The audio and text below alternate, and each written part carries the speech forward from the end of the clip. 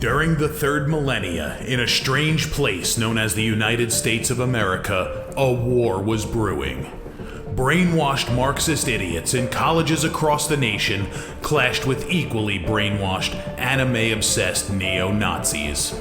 Starbucks windows were shattered, Dodge Challengers were totaled, and Muslims realized that rental vans were cheaper than plane tickets. Skinny, anemic millennials from coast to coast were hospitalized with life-changing injuries such as sprains and first-degree burns. And the heroic knights of 4chan rose up to defeat Shia LaBeouf and drive the evil villain into a descent towards a madness the likes from which he would never recover.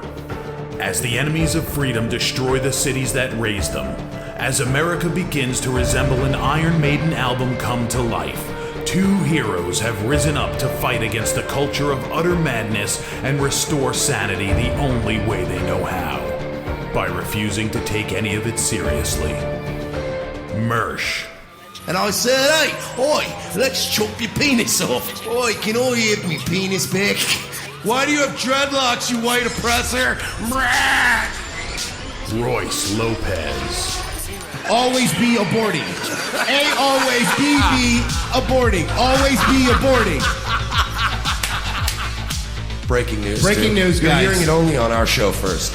Apparently Donald Trump has worked out a deal. He will get the wall. Unfortunately, it's going to be a rock climbing wall. Oh, no! The other side's going to be a slide. You climb the wall up and you just lands into a nice, clean, chlorinated pool. And then you immediately get a welfare check. Fucking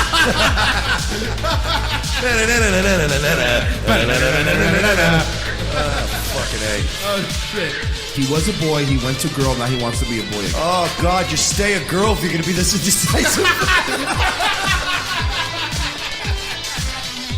I think Caitlyn Jenner's a handsome woman with a great penis.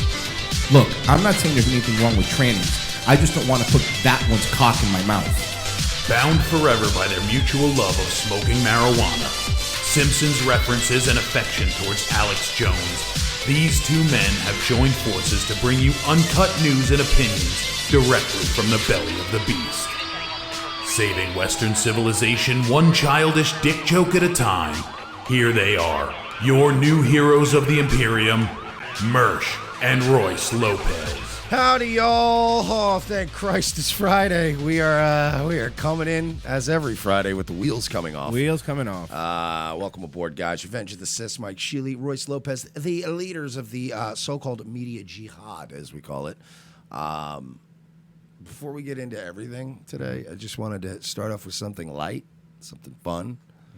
I think I watched two lizards fuck outside I've seen earlier that when I happen was out. before. Do they fuck, though? Do lizards fuck? Yeah, they fuck. I've I seen didn't them know how fuck. that whole situation happens. One of them probably had his neck thing coming in and out. Like and they were banging her. doing a weird little dance on the screen, and I was like, they're definitely trying to, at least trying to bang. But you know, I don't know, like lizard fuck methods. Like I don't know how they get down. You know what I mean? I have no idea how the Clintons have sex. No. Okay. It's like when you go to like a black nightclub and you can't tell if people are having sex or dancing, Oh yeah. and you're kind of like, I don't know, I don't know, whatever. But anyway, I just wanted to start off with something light that I watched.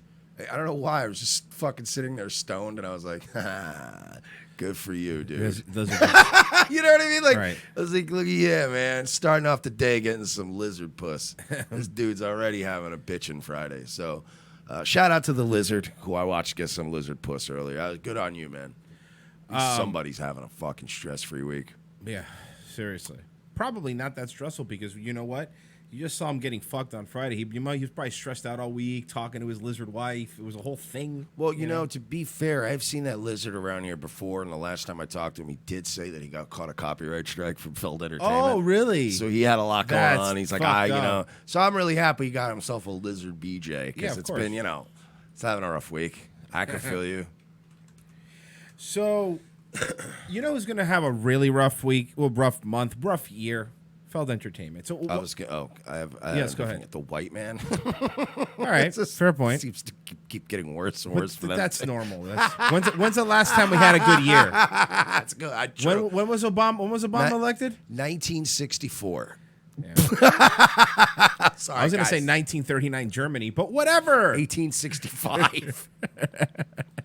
That's not funny.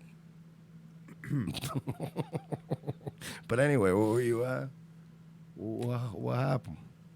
Get on gonna the have a bad boat, week? the banana boat. All right, let's. Did something happen? Well, Who are these Feld Entertainment you speak of?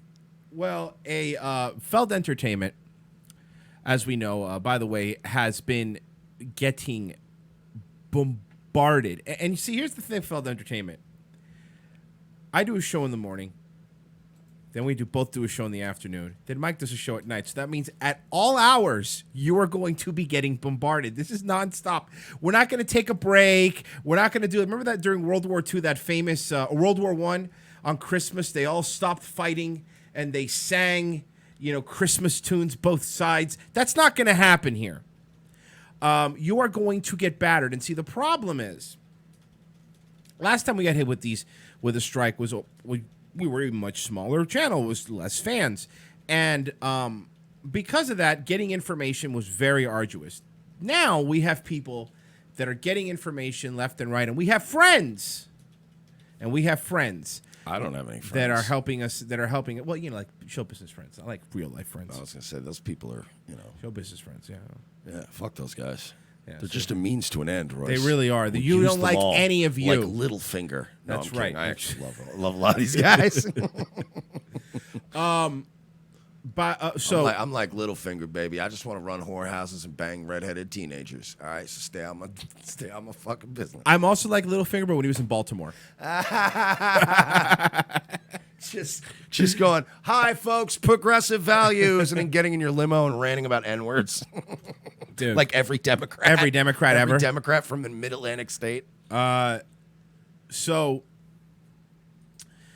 let's man, it's a lot of Feld stuff today, folks.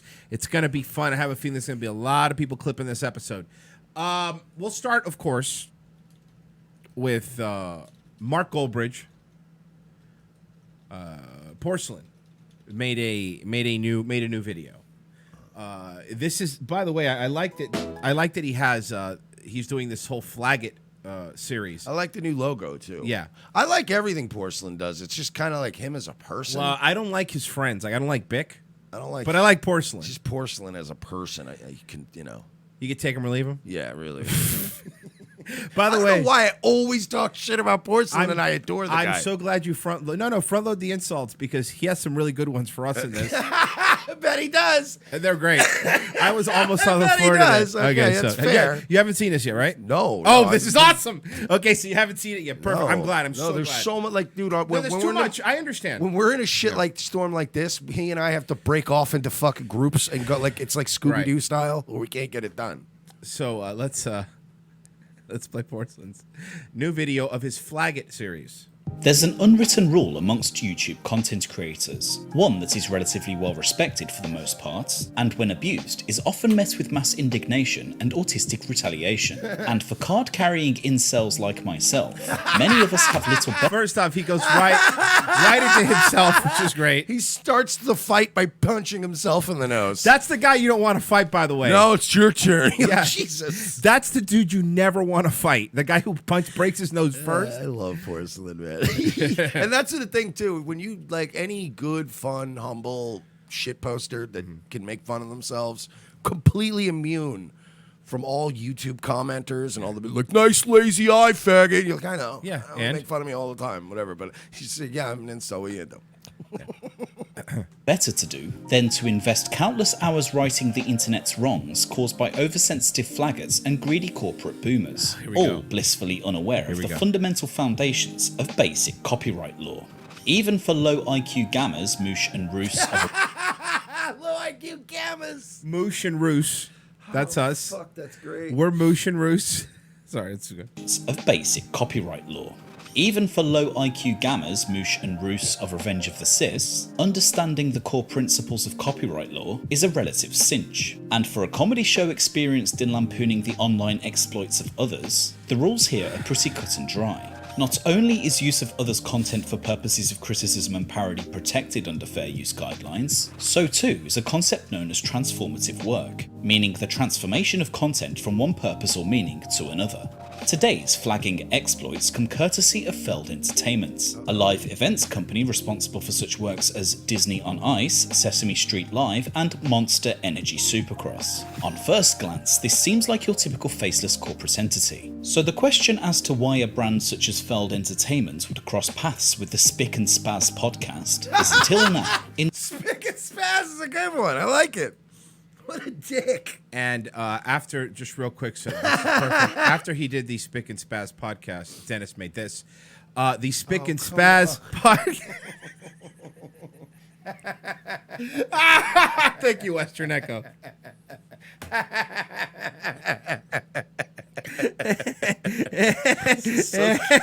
So childish. It's fucking great. This is so childish. The Spick and Spaz podcast. Sorry. So, hey, let's finish watching the video. Come on. question as to why a brand such as Feld Entertainment would cross paths with the Spick and Spaz podcast is until now entirely valid. Having played some shitty old tape from 1989 for a 2-minute bit involving 25%er Owen Ben Yamin's Flawless Jew impersonation played over Supercross footage, Feld Entertainment submitted an illegal copyright strike to Revenge of the Cis, meaning the show is now unable to stream again for 90 days, much to the delight of both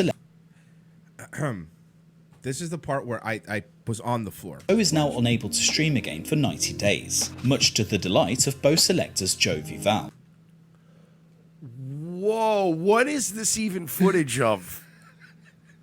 What is this even footage of? Doesn't it look just like Jovi? It looks just like Jovi Val. Where did he? What is this? The glasses are too small, but other than that, it's dead on. No, the glasses are huge. It's just the head's also huge. This is so fucking mean.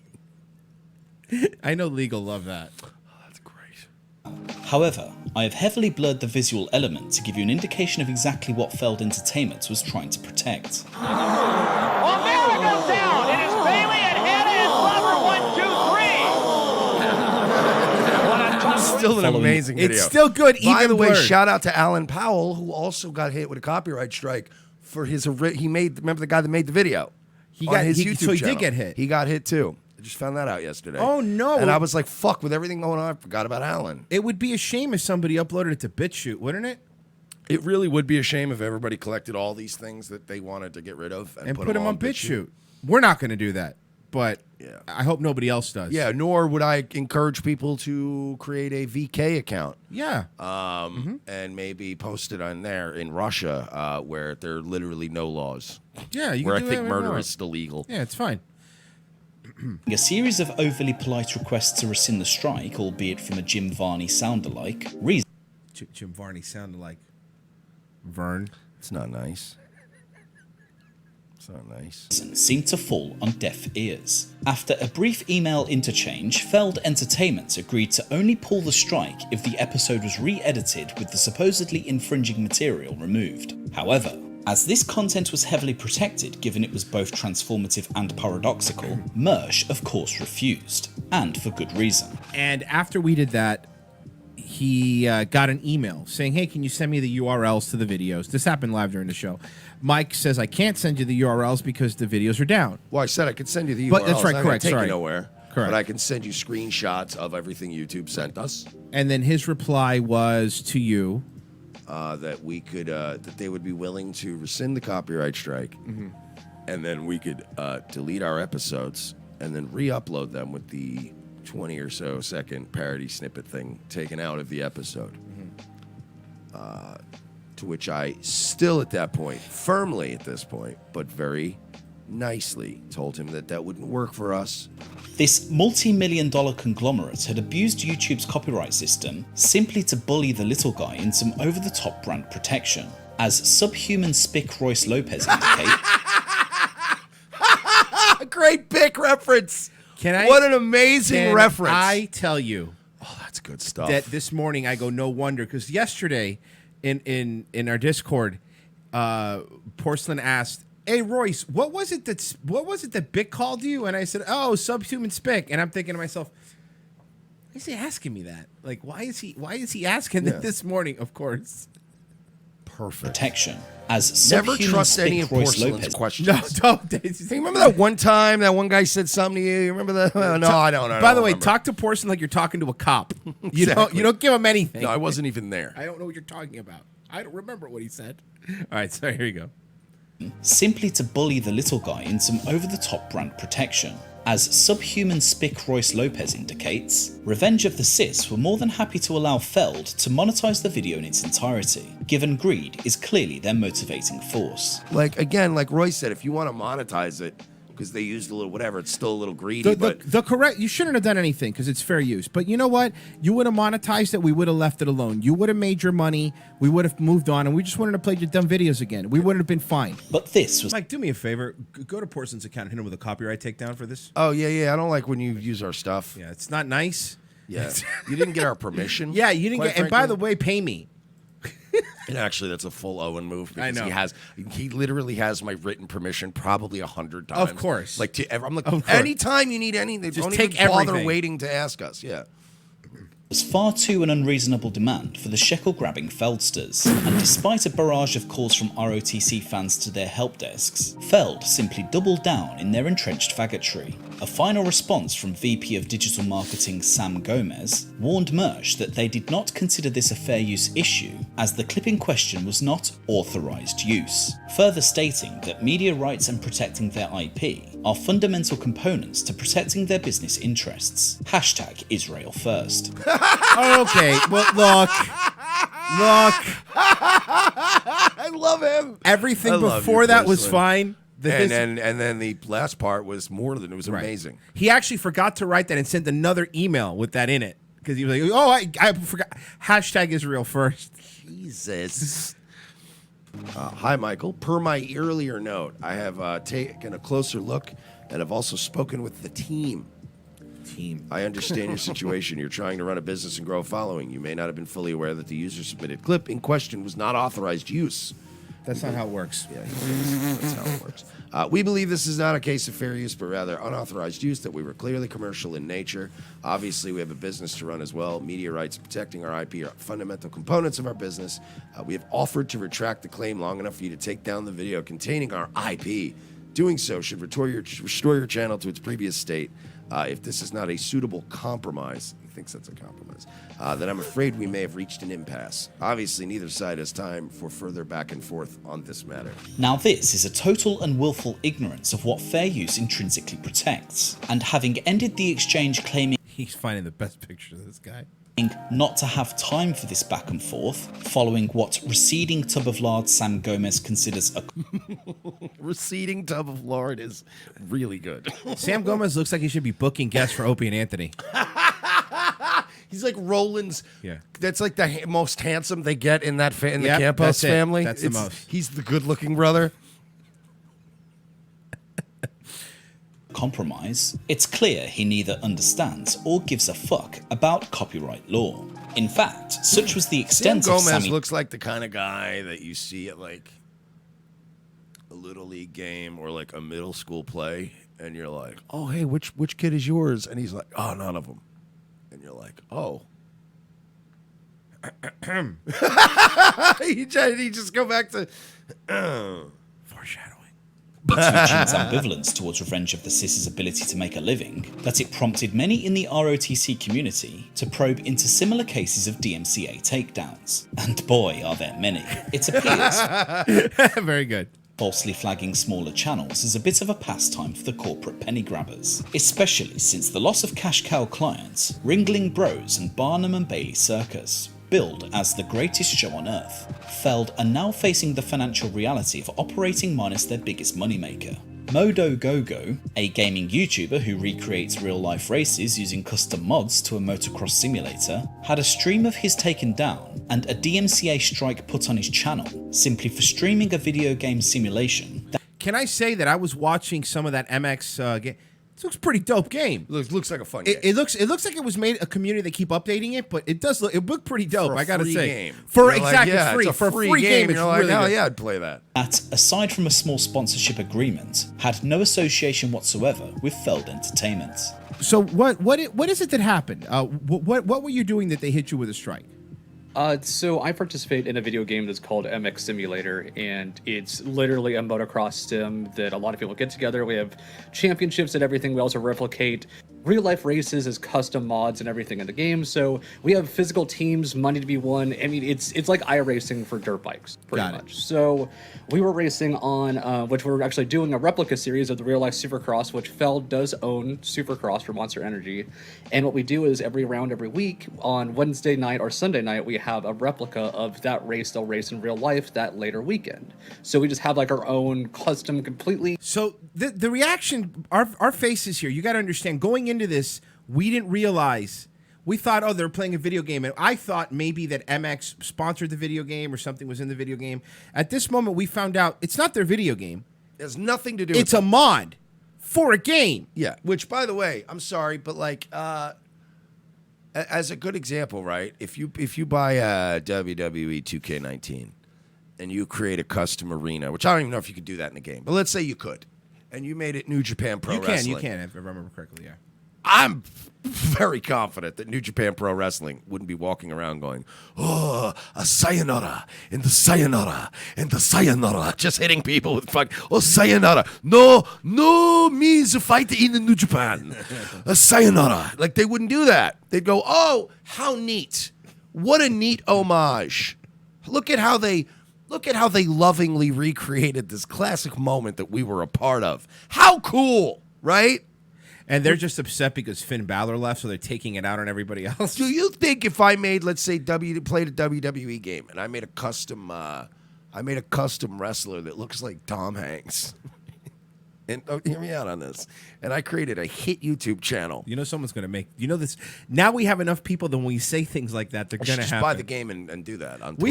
We have... I was gonna for say PC, for and just do yeah. it on Twitch. I should do that now. That would be great. And what if I just did a channel where I'm doing a storyline and I create a custom Tom Hanks character, and then I just do this Goldberg thing where I'm just rolling through people undefeated. and it becomes a hit, I'm almost more than certain that I don't think Tom Hanks would come along one day and go, take that son of a bitch down. Most normal non-sociopath, evil, like non-faceless evil corporation types would go, oh, what a loving homage. That's kind of silly. Look at that. That's cool. These guys are like, really, like if you created any sort of big production and some dudes on an open source game went, hey, we reproduced this thing, wouldn't you go, that's fucking awesome? Oh, JJ Stoner says you could do that in Fire Pro Wrestling. He's been doing that for the past few months. Follow JJ Stoner on Twitch. Twitch.tv. Okay, well, I'll tell you what. If you play Fire Pro Wrestling and you start putting WWE stuff in the Fire Pro Wrestling game and doing a YouTube channel, I guarantee you, unless you use like audio tracks or something, they're not going to hit you. You're right. Like this is out of touch, out of time. Greed. Oh, sorry. Yeah, and I'm out of my head if you're not around. Yeah, so there you go. They're a real Hall & Oates situation. Reaching out for something to hold. Okay, look, Sorry. guys, now we're going to get hit with a copyright strike. Great, because that was so spot. perfect. Dude, it was right on there. The algorithm's going to pick that up. Yeah. And they're going to go, is Daryl Hall on our Revenge of the Sith It was show? so good. Now we could hit Hall & Oates with a copyright strike because dude, actually that was did it perfect. better. We did it better than we that. could take Hall & Oates to court and get their songs on. We'll set a precedent for, Your Honor, we do it so much better, though. Look, listen. Gavel, gavel, gavel. Okay. Harumph. Someone says now we need to clip what we're doing now. That way we could talk about it and do, because right now it's us with us below us and then one more below us. Let's see how many times we can do this. Let's finish off the video. Nothing to do with the real game, nothing to do with Feld and the company whatsoever. And I was streaming qualifying for the race that weekend. Stream got taken down, and then I got hit by a copyright strike from Feld as a manual takedown and a full strike on my channel. And then we have the bizarre case of a child being insanely targeted by Feld's marketing and public relations team for having the audacity of streaming himself drawing a picture of a fucking monster truck. Let me tell you, Mike, you know, I was mad about ours. Obviously, I'm mad about our strike. I was mad about when you're the one that told me. When you told me about the monster truck thing, I was so fucking pissed. Because the way I'm thinking of it is like, think about this. To be drawing monster trucks, you might be on the spectrum, you know, and a lot of kids are, which is fine. Yeah, of course, it's fine. It's fine that you are. And it's like, you know what it is that... Wrestling's dying, for example, because the monster jams are dead. Like that's like hillbilly squared. You know, it is. It's what it is. And by the way, I would probably, even if I went live, I probably would have fun. It'd be cool, whatever. But my point is, it's not very popular. You know, many people are going to monster truck rallies. So for someone to be such a fan of that they go, hey, I'm going to draw it, and this kid feels so proud of what he did. And I'll take it a step further. Imagine being like this autistic kid, I'm assuming on the spectrum probably, who just likes to sit there and draw your monster trucks all day, and you manage to take it elevate it a step and create some sort of interesting content that people actually enjoy watching on YouTube. Like you've channeled, like we did, like any YouTuber does, channel your autism into something watchable, which he did. He had a channel that people were enjoying. People were watching his videos. So, like, that's an even elevated thing that this kid, like, made something of himself drawing, and he gets hit. Yeah, so he got popped, and that really made me angry. Well, let Porcelain explain. Now, in Feld Entertainment's defense, they do have an IP to protect, and childish scribbles of redneck yokels in fat-wheeled monstrosities is an objective threat to their brand. Fucking Porcelain, what a so dick. smarmy. Monster Truck special boy Tim Horn flawlessly articulates the case in a video titled Feld's Copyright Banhammer Goes Full Illegal and Stupid, calling out the company for illegally extending their IP to what he calls drawings of monster trucks. Drawings. I was so stuck on this last night on Nightwave. Drawings. Oh. I've by the way, we figured out last night, drawings are baby drawings. Yeah, I heard. They're little baby. They're baby like regular drawings. drawings, but like when two drawings love each other, They have little kiss drawings. and do a special hug, and then the stork brings a baby drawing. You ever notice that black drawings only have one? Black drawings only have one drawing household. One grandparent raising it. All right. Why is it 13% of the black? Okay, sorry. They went even farther than that where they don't even have a claim again. He put a picture of a retarded kid. Well, as the way he that's- talks, and then now that's all I see when I. that's not nice. It's accurate. It's clearly not nice. They took down apparently a video of his where he showed drawings of monster trucks that he's done. I'm not kidding. That's what he said. I actually saw his video months ago when he posted to me. The artwork, I mean, they're drawings. They're like pencil drawings and stuff like that. They're actually unbelievably well drawn. They're most certainly a lot better than anything I can draw, and probably a whole bunch of others on my server and such.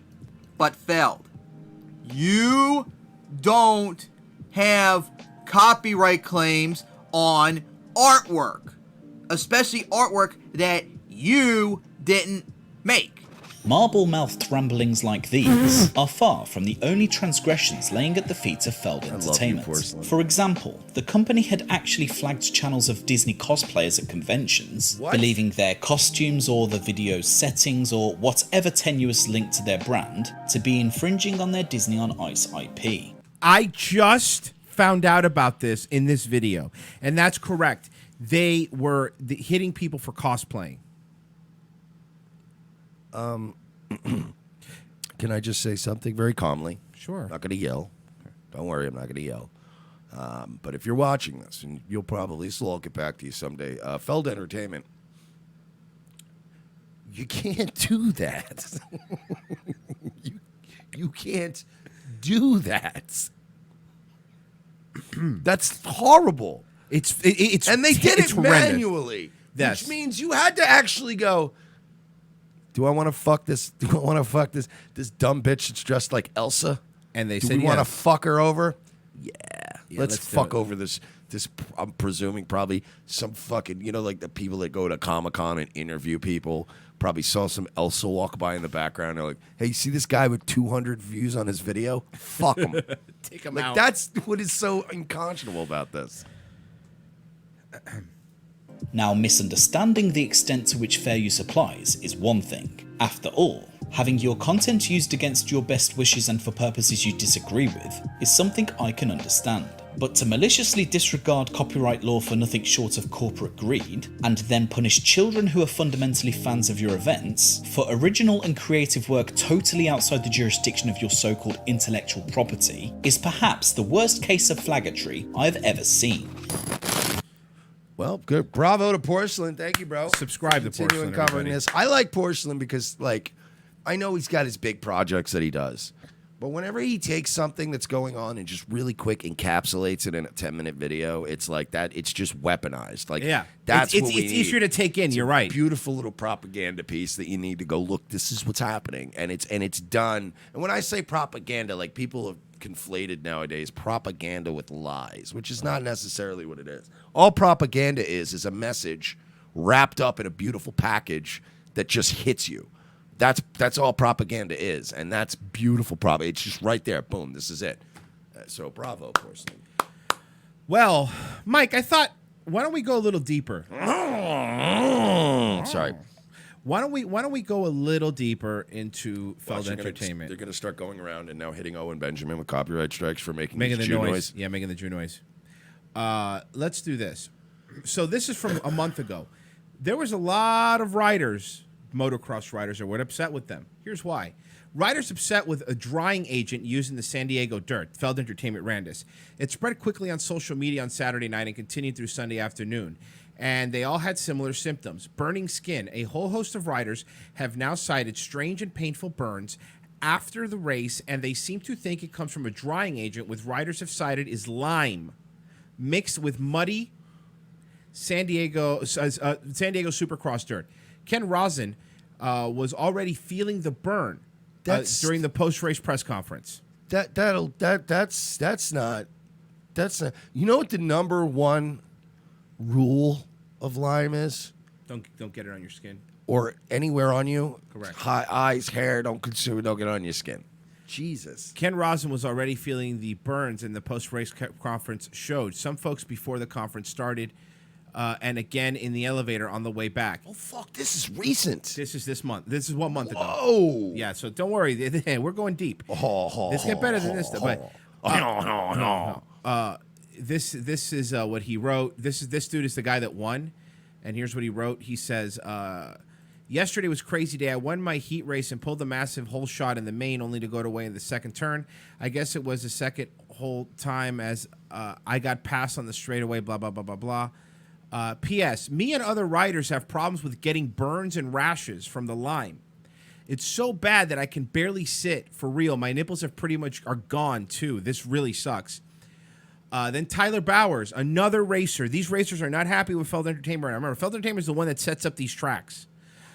Tyler Bowers. So are we going to do something about these chemical burns on our bodies and our destroyed bikes? Or are we just going to act like nothing happened?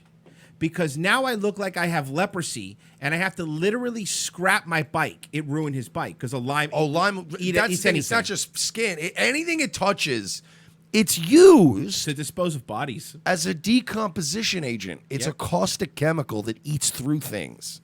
Lime will not dry up on the track and is already full. A full pond just destroyed all of our equipment and now the riders. And then he tweeted, also not a jab. The boys did a great job with the work, blah, blah, blah, blah, blah.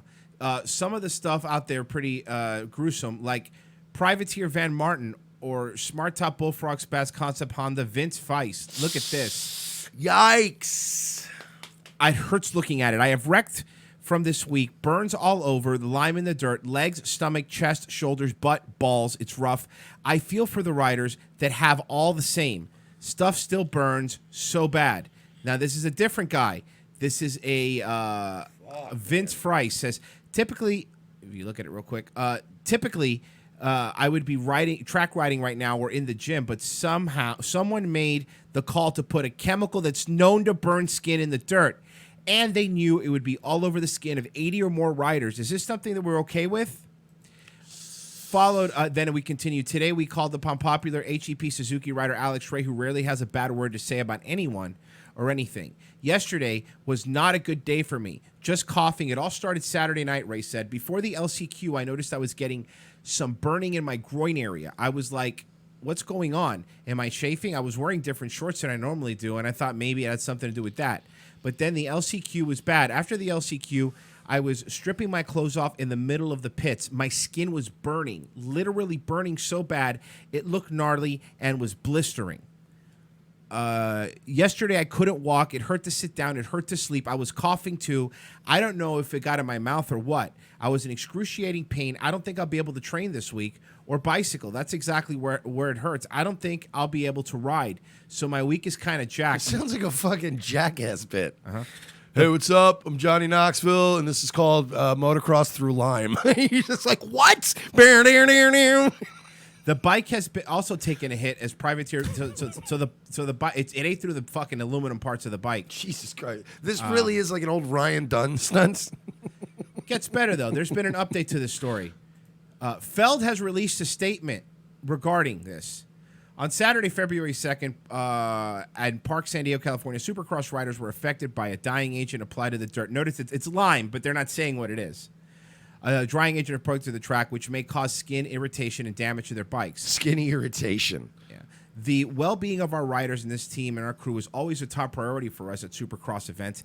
Given last week's forecast rain, okay, so that's their thing. Now, there's a rumor going around that they have been offering riders money for this. How much do you think Feld Entertainment has? I want to see if you're above or below. How much do you think they've been offering? Given their history of being skinflints and being complete scumbags. Oh, real quick, before you guess, because there's something else I got to show you. This guy almost went blind. This guy says, my eyes were barely, because I want you to have all the information when you know the numbers. My eyes were barely bugging me. Didn't even take my goggles off Saturday night in the race. The progressive got a little worse as the week went on, he wrote in part. Thank God I decided to go to the eye doctor just as a precaution, because it turns out my pH levels in my eyes were double. What is it supposed to be? It's very possible that there are small particles in your eyes that will continue to cause damage if you don't get them looked at. Oh, yeah. So this is you ever scratch your fucking eyeball? Yeah. Because something gets in there and your whole day is ruined? Yeah.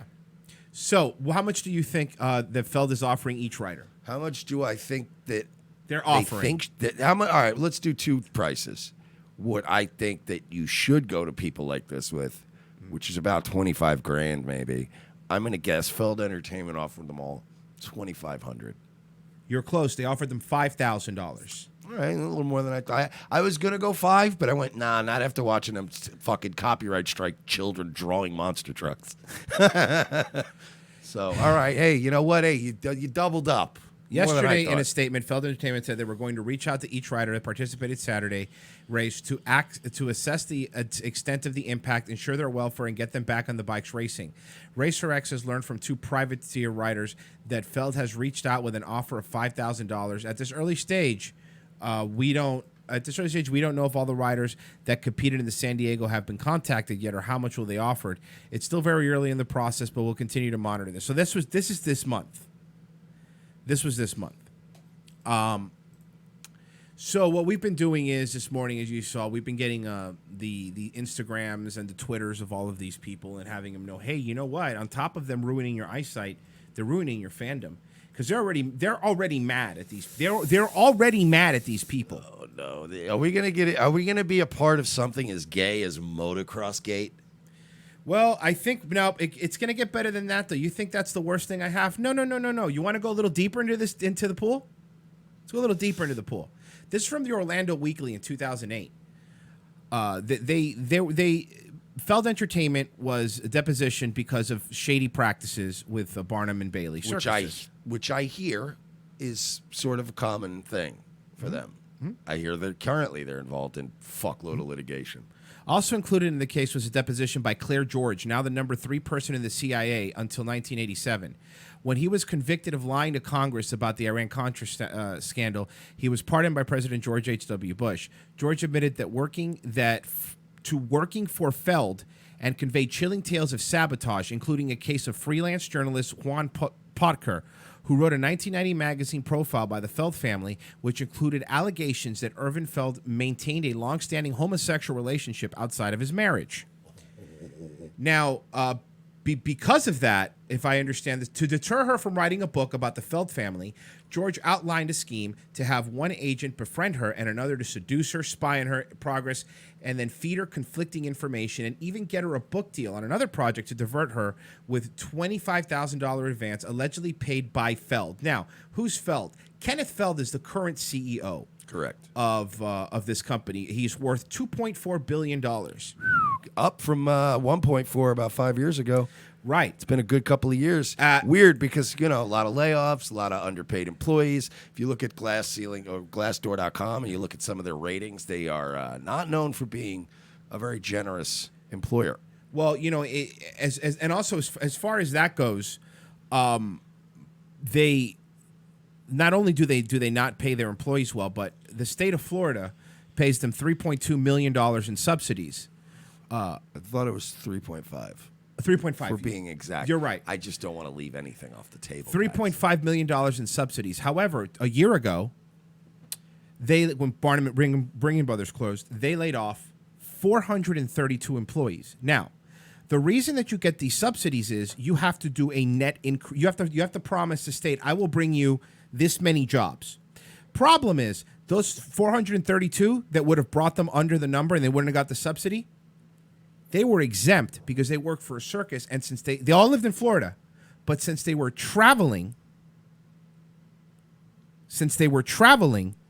I just read this today. It was on, I think, Tampa Bay Times. It did not count against them. It did not count against them. It's funny because they got that 3.5 mil, and then they took 1.5 million of that and gave it out as bonuses to their top executives. That's right. That's correct. Very strange. Very strange. It's a weird exact number. Very weird. Well, Mike, how about we go? You want Mike? I love going deep. Okay. I love going deep. Okay. Well, get your floaties on, because we're going to the bottom of the pool. Oh, guys. So, God. Wait, no, it's worse than that? Yeah. Oh no, that's nothing, homeboy. Well, this is the animal stuff. I know about this. No, you might know about the animal stuff, but you don't know about what I'm about to tell you. More after the animal stuff. Yes, just wait. So. Oh no. Oh no. All this over a copyright strike. No, not a copyright strike. All this over 45 seconds of Owen Benjamin making Jew noises over motocross. I want to really paint a picture of the absurdity of the situation we find ourselves in as we fight another David and Goliath battle over a 45-second clip of Owen Benjamin making Jew noises over motocross.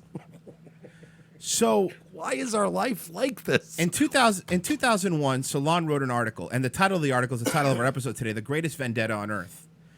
In 1998, PETA sent in people undercover, to try to expose the elephants and what was happening to them, which, PETA does that, right?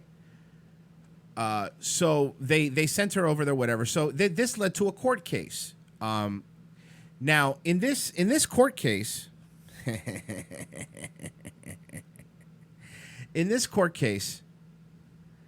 there was if Jan Porter's reporting on the circus turned up enough dirt, Jan Porter's a person from PETA who did the reporting on the circus, turned up enough dirt to lead to Ken Feld to launch a vendetta against her. Okay, so Kenneth Feld is the person we're speaking of, billionaire. Okay, according to sworn statement by Joe Kaplan, Kaplan was the number 2 guy to Kenneth. Like, he was his do guy. Okay, Okay. Joe Kaplan, the private security man and a wiretapper for Feld Entertainment subsidiary, said there's worse things going on or even PETA could have imagined. Now, by the way, this was under oath in court. This wasn't him talking to a newspaper.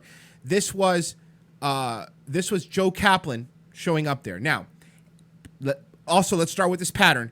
Angry that Feld had failed to pay him, Kaplan first sent a threatening letter to Feld saying, in essence, according to the 3 sources who read it, "I'm the last man you want to piss off," Kaplan said to Feld. When that didn't work, he gave an astounding deposition under oath about his duties at the company, which later made its way into the Potter case file. Kaplan says, quote, "What I did was illegal, immoral, unethical, a long list." Kaplan testified April 22nd, 1998. Very long list. Do you want to know some of them? Yes, Feld's lawyer said. What followed was a long list of charges against the circus that would seem to stretch credibility and which is not backed up by any specific evidence from Kaplan, but Kaplan swore to it under penalty of perjury. Now, we had sexual assaults, pedophiles on the show. We had, thefts. We had people who basically threw out of the building. We had people that didn't even have clothes on their backs. Later, Kaplan said we had pedophiles taking kids in. The performers were taking these kids into trailers.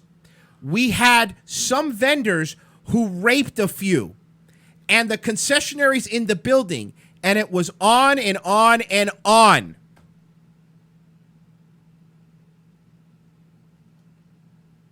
How is this allowed to continue? Not only that, he's tripled his worth. In Kaplan's, but check out what this Kaplan guy said. In Kaplan's telling, the circus sounds more like Sodom and Gomorrah than Barnum and Bailey. But Kaplan had only begun. We knew that the drugs were actually coming in from the show's side. They were selling drugs too. Women, men, the performers, he added. Mr. Feld was told that, but they were not allowed to test the performers, he said. He also claimed that that the working men were selling drugs to the food and concession vendors. Kaplan continues with stories of despicable living conditions, drug problems that led to tragedies. We had 2 people die on a train from an overdose. Many employees were undocumented aliens, Kaplan went on. We had criminals, people with extensive warrants out for their arrest, working as working men under assumed names. As a director of security for the concessions arm of the circus, Kaplan said he was closely involved in that. We started doing criminal checks in the later years. And when sick employees filed workman compensation, he bugged their rooms, put electronic tracking devices on their cars. By the way, he's talking of Feld, Kenneth Feld. This, you understand, is not Kenneth Feld as we're speaking of. He worked for him personally. He says he bugged their rooms, put electronic tracking devices on their cars, surveilled, harassed, and otherwise helped the company outlast hard-pressed claimants until they take any crumb that the company offered, he testified. Wow, that kind of sounds like what they're doing now. And that was just the treatment of people. We had some real problems with the elephants, Kaplan testified. I was told by the circus veterinarian that about half of the elephants at each show had tuberculosis. And that tuberculosis was an early, easily transmitted disease to individuals, to human beings. Yes, you could get tuberculosis from an elephant. The circus elephants were transported all throughout Florida, which is illegal to do that in the state of Florida. Later, he said, I was asked by Chuck Smith through Kenneth Feld to find a physician who would test people on the circus to see if they had tuberculosis, but who would also destroy the records and not turn them into the Center for Disease Control, which you're supposed to do. Could I, Yes. Could I just, because I'm thinking of an idea. You know, these stupid petitions that people do online and these, grassroots swells of, activism that never work. They never work because people are always like, demand that all of Congress do this or demand that the president do this. What you guys don't realize is that those sorts of petitions are actually really effective at a state level. So I'm just saying that, like, once we've put our entire case together of publicly available knowledge. Yes, these court documents are out there. I think that we should assign some of our more autistic, talented people to put together a comprehensive, either like a change.org petition or something, and try to get it to Governor Rick DeSantis, who's, by the way, is making a good name That's for what I was himself, saying today. being a real go-getter. Yeah. And then also all of our senators and congressmen here in the state. Absolutely. On a state level, these things actually do get a little more notice because, like getting CNN to cover it, who gives a shit. But like ABC 7 in Sarasota, when they're bored, local activists made a bit. Dude, I'm telling you, we need to get on this. We need to compile all of this shit into a fucking silver bullet and make one really hard-hitting petition. Well, let's continue here. Sorry. No, it's okay. It's No, off fine, it's topic, fine. but it's just like It's a I good want idea. people to start, like, moving those wheels. Later, he said, I was asked by Chuck Smith through Kent Feld to... Oh, I already read that. Startling statements, every one of them. But Kaplan said his company's immoral, illegal, and unethical and dangerous acts extended all across the country and abroad. Name one, a lawyer asked, such as going through Warsaw, Poland, and being asked to take $230,000 of U.S. currency out of the country that we weren't allowed to take the money. Now you're talking embezzling and tax fraud. Kaplan answered, and illegally removing funds out of the country, which I think anybody would consider very dangerous. Who instructed you to do this, he asked. Mr. Feld, Chuck Smith, Kaplan said, those two people. But Kaplan wasn't a lone ranger. He said Richard Foming was the real go-to guy at the circus for clandestine operations, spying, break-ins, surveillance, and more dirty tricks against the animal rights crowd.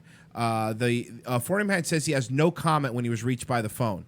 The major assessment when he came into the company was to try to destroy people for ethical treatment of animals, we know. Every time he had a protest, Kaplan said, Framingham applying the claims in Claire George's original affidavit about spying on animal rights groups. So I was involved with that, Kaplan testified. I was in the middle of it. I was involved. And it's just not in the United States, he testifies. I have knowledge of the fact that Richard Fromming and his group broke into an office in Toronto, Canada, stole paperwork relating to a council meeting that they were having to ban elephants from performing in circuses, Kaplan said. I thought that was pretty immoral, Kaplan said. Should I go on? This is all public knowledge. This is all public court records. This is now that when I said at the beginning this was going to now, this is not even copyright thing, obviously, but this is now transcended into something even bigger. You're telling me, oh, by the way, I believe that he reached this after this. He reached a settlement with Kaplan. This Kaplan guy paid him off. This Feld guy paid him off. And I don't know if there's an NDA sign. I don't know if he can't talk anymore, but I think he was paid off. From what I'm digging more into it, he paid off this Kaplan dude. $250,000, $250,000. How much you want to settle for? Yeah. Just kidding. Now, $250,000. Now, I would say this. If I was a company that come back on Monday with fucking Breitlings on, going, look, Feld Entertainment, they're fine, they're good guys. So now we're talking about. By the way, the most egregious thing here is the pedophiles and kids going into I would trailers. agree that the rapes, the alleged child rapes, I would agree are probably the pinnacle. So now we're talking about something that is immoral, grotesque, illegal, and he has this Kenneth Feld guy has almost doubled his assets since this. $2.4 billion he's worth from now. 1.4. It's been a good couple years for old Kenny Feld. And so I just want to say this. The state of Florida is paid $3.5 million to a company that knowingly, according to Mr. Kaplan, this is all according to Mr. Kaplan. By the way, he had nothing to gain in this. This was him going, no, fuck you. You didn't pay me enough. Now I'm coming after you. The state of Florida is giving money to somebody who seemed to protect pedophiles because this guy's saying this Feld guy knew everything that was going on, tried to lie to the Center of Disease and Disease Control, Center of Disease Control, and he now runs one of the biggest traveling show companies. Now you would think, Mike, you know what they say? Remember when O.J. Simpson got caught robbing a guy and then they sent him back to jail? Oh yeah, and then they really gave him a. Why, if you got away with this, and you got away with this, why, if you got away with this, would you then have the ball? This is what it is, man. These people, and I mean these people, think they're untouchable. Mm-hmm. They think they're bulletproof. They don't pay their employees overtime. Love is a four-letter word. Says, yes, $3.5 million annually as long as they reach the employment goals. This is now. But then, from what I hear, they also treat all of their employees as independent contractors. So how's that employment? Again, the whole system is messed up. But the problem is that I don't think our governor, Rick DeSantis, after, like you said, he's changed. Sorry, Ron DeSantis. I was thinking Rick Sanchez, the reporter.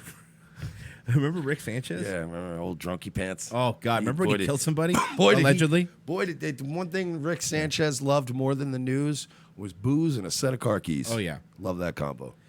So, Ron DeSantis is somebody who I don't think wants. At least I wouldn't believe he's doing such a great job. I don't think he wants his great first year as our governor to be sullied by giving money to somebody who did all this and wiretap people according to his head of security. Now, you had a lot of money. You have a lot of money. You have a lot of money to shut people up. But here's the thing. If you're being accused of being a pedophile and doing all these things, or not being a pedophile, excuse me, Mr. Feld, harboring pedophiles, if you're being accused of all these things, why would you pay off the guy? Right? Like, why would you pay Kaplan off if you didn't do it? If you're innocent, because people go, this Kaplan guy might be lying. Well, okay, then why'd you pay him off? I'd fight this tooth and nail. I'm not going to pay him off. Be like, you better fucking prove this shit, motherfucker. Oh, you know who else we should include in our... You know who else we should include in our petition? Who? The executive board at a little company we like to call, a little mom and pop shop here in Orlando called Disney. Because Disney... is renting their name to them for Disney. Disney doesn't like having their name besmirched by even the whispers of alleged pedophilia. Of course not. Or animal cruelty now either. Everything. There's a lot of things. So, Disney, are you okay with this, Disney? It's going to be a long year. Are you okay? Are you okay with this, Disney? You know, as I tried to emphasize last night in my very, dare I say, Paul Heyman-esque angry speech, it's going to end up costing them a lot of money. Mm-hmm. Oh, and you know what? I'm fairly confident, seeing everything that's been going around, we're going to get the strike overturned, and then you're not going to do anything about it. Yeah, you're not going to do anything about that. And then on top of that, every time you try to set up a show at Truckzilla, we're going to be there waiting. We're going to be the ones emailing Monster Energy drink, emailing the Disney executives, who, by the way, I have many of the contact information for, because back when we were on Dan Schneider's dick, I used to like to keep the executive people over at Disney abreast of the developments about their corporate rival, Viacom. So let's have some fun. Look, at the end of the day, to me, going up against Kenneth Feld, it's like fighting a 7'2" black guy at the bar. I'll probably lose the fight, but everyone is going to be like, I'm going to be a local. We're going to be local legends. Remember you fought that 7' black guy at the bar? You're like, I don't give a fuck, man. You're the fucking best. And by the way, have some food through a tube. Eventually, you know how it ended? They beat up Leroy Brown, and that's what's going to happen to you. Listen, these are the sponsors, Mike. Look how convenient this is. These are the sponsors. Oh yeah, we've been compiling a list since yesterday, and it's an extensive one. And just as I said on Nightwave last night, we're not going to be able to. Look, you can't go to the fucking big guys a lot of time and get all these giant contracts canceled. Man, there's so many of these little middle of the road small corporations that are doing business with these guys that I think don't really want the headache, the social media affiliations with a what seems to be a unscrupulous organization known as Feld Entertainment. So every time that Nicole Feld, daughter of Kenneth Feld, every time she tries to tweet now, she just gets. I said it, guys. I said it this morning. No wriggle room. Do not let Monster Jam, at Feld Entertainment, at Feld Motorsport, Nicole Feld, Green Eggs and Sam. Don't let them say anything on social media without asking them about copyright strikes, and now asking them, hey, why was Kaplan saying that Kenneth Feld was harboring pedophiles? Just out of curiosity. Just want to know. I would love to know why. So these are some of the sponsors. I think, for the podcast listeners, it'll be fun to read them out. Monster Energy Drink, Toyota, WPS, Fly Racing, Rocky Mountain ATV and Motocross, Cooper Tires, Discount Tire, America's Tires, Oakley, Milestone, Honda, Kawasaki. I can't pronounce that. Well, that's all one company. Right. They are all GoPro. They are all sponsoring this now. So I just want to also make an announcement. It course. was kind of serendipitous that this happened because it was completely by mistake yesterday. I didn't get to go to the main store I go to, so I had to go to the liquor store. I had to get Rock Stars. Yeah, normally we drink Monsters on this program, but it was just a coincidence that I happened to get these yesterday. But I am going to be making the switch to Rockstar, and I would suggest until we resolve this issue that I would recommend everybody else do the same. I really like this. They got Ripped Red, Kiwi Strawberry. This is pretty dank. And then last night I was having the Crushed Blue Cotton Candy. Now that shit blows Monster away. So, I know you put it this yesterday, but this is so listen, Failed Entertainment. I got to get a copy of that later. I'll give it to you. I want that. Listen, Failed Entertainment. By the way, Bali Song, youtube.com/Bali Song. Post his link in there, somebody. Failed Entertainment. Listen here, Failed Entertainment. Was this worth false copyright striking us? Was this worth it? Do you think this is? Do you think this is going to go away? It ain't even. You know what, man? Let's do this. Let's be even more understanding. Let's say it's not even about the copyright strike. Did you have to be such insufferable cunts through the entire process? Yep. We were being nice. Very nice. Considering, as I said in my email, that we did nothing wrong. You were the one at fault, and that our company was the one that was actually inconvenienced in this entire ordeal.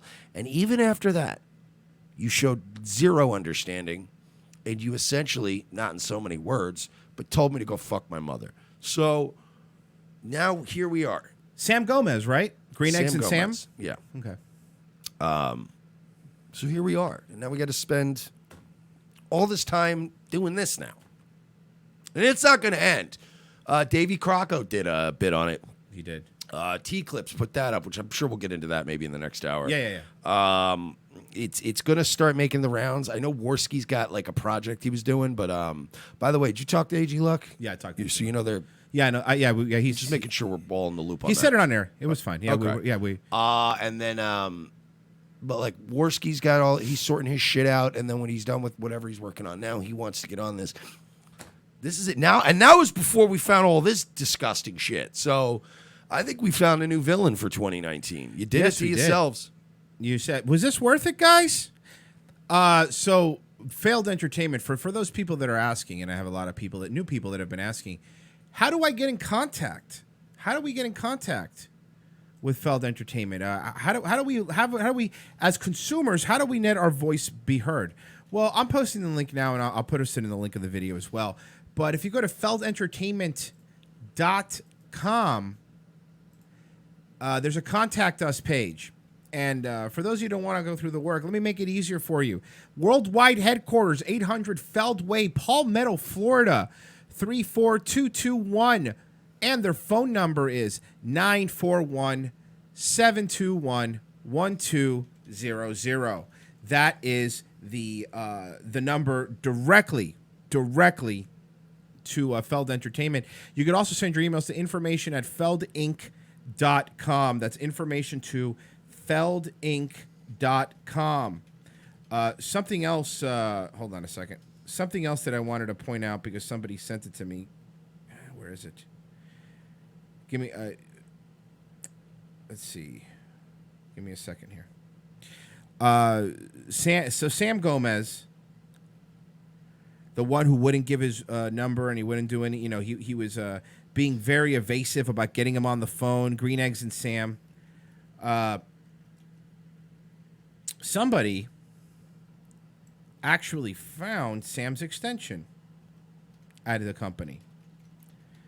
I saw that on Twitter today. Yeah, I'm trying to find it. Well, I'll find it. I'll find it in a second. Also, guys, just an announcement to everybody out there that works with us on these sort of things. We like to get organized. We like to keep all our information on the same channel. So, just get it to get organized with each other. And if you can't, reach out to us. But we're gonna. I want to start getting all of this information compiled in one area. And I want to get it legit. I want to get a petition going with our state legislature. I want to get get Disney involved. I want to get this. I want Monster Energy drink. I want all these cocksuckers fucking notified of what Feld Entertainment's all about. You think you're the only ones that could fucking throw some dirt on the ground and get some monster trucks set up? Fuck out of here. So if you call in and you do want to get in contact with Mr. Gomez, he does have a voicemail, and I believe his extension, when you call 941-721-1200, you have the option to pick an extension 28115, extension 28115. By the way, they're not doxing anyone. This is a company, they're a corporation, and these numbers are public knowledge. So if you want to get in contact with him, we would encourage it. We would encourage letting him know. But more importantly, I think what we need to do is, and we need to organize. We need to, like you said, we need to come together, and we really need to ask Disney if they're okay with a company that's allegedly done all these things. Just because it was in 2001, by the way, or 98, doesn't make it any more despicable. People have been losing their career. Kavanaugh almost didn't become a Supreme Court justice because of something he did in the 80s.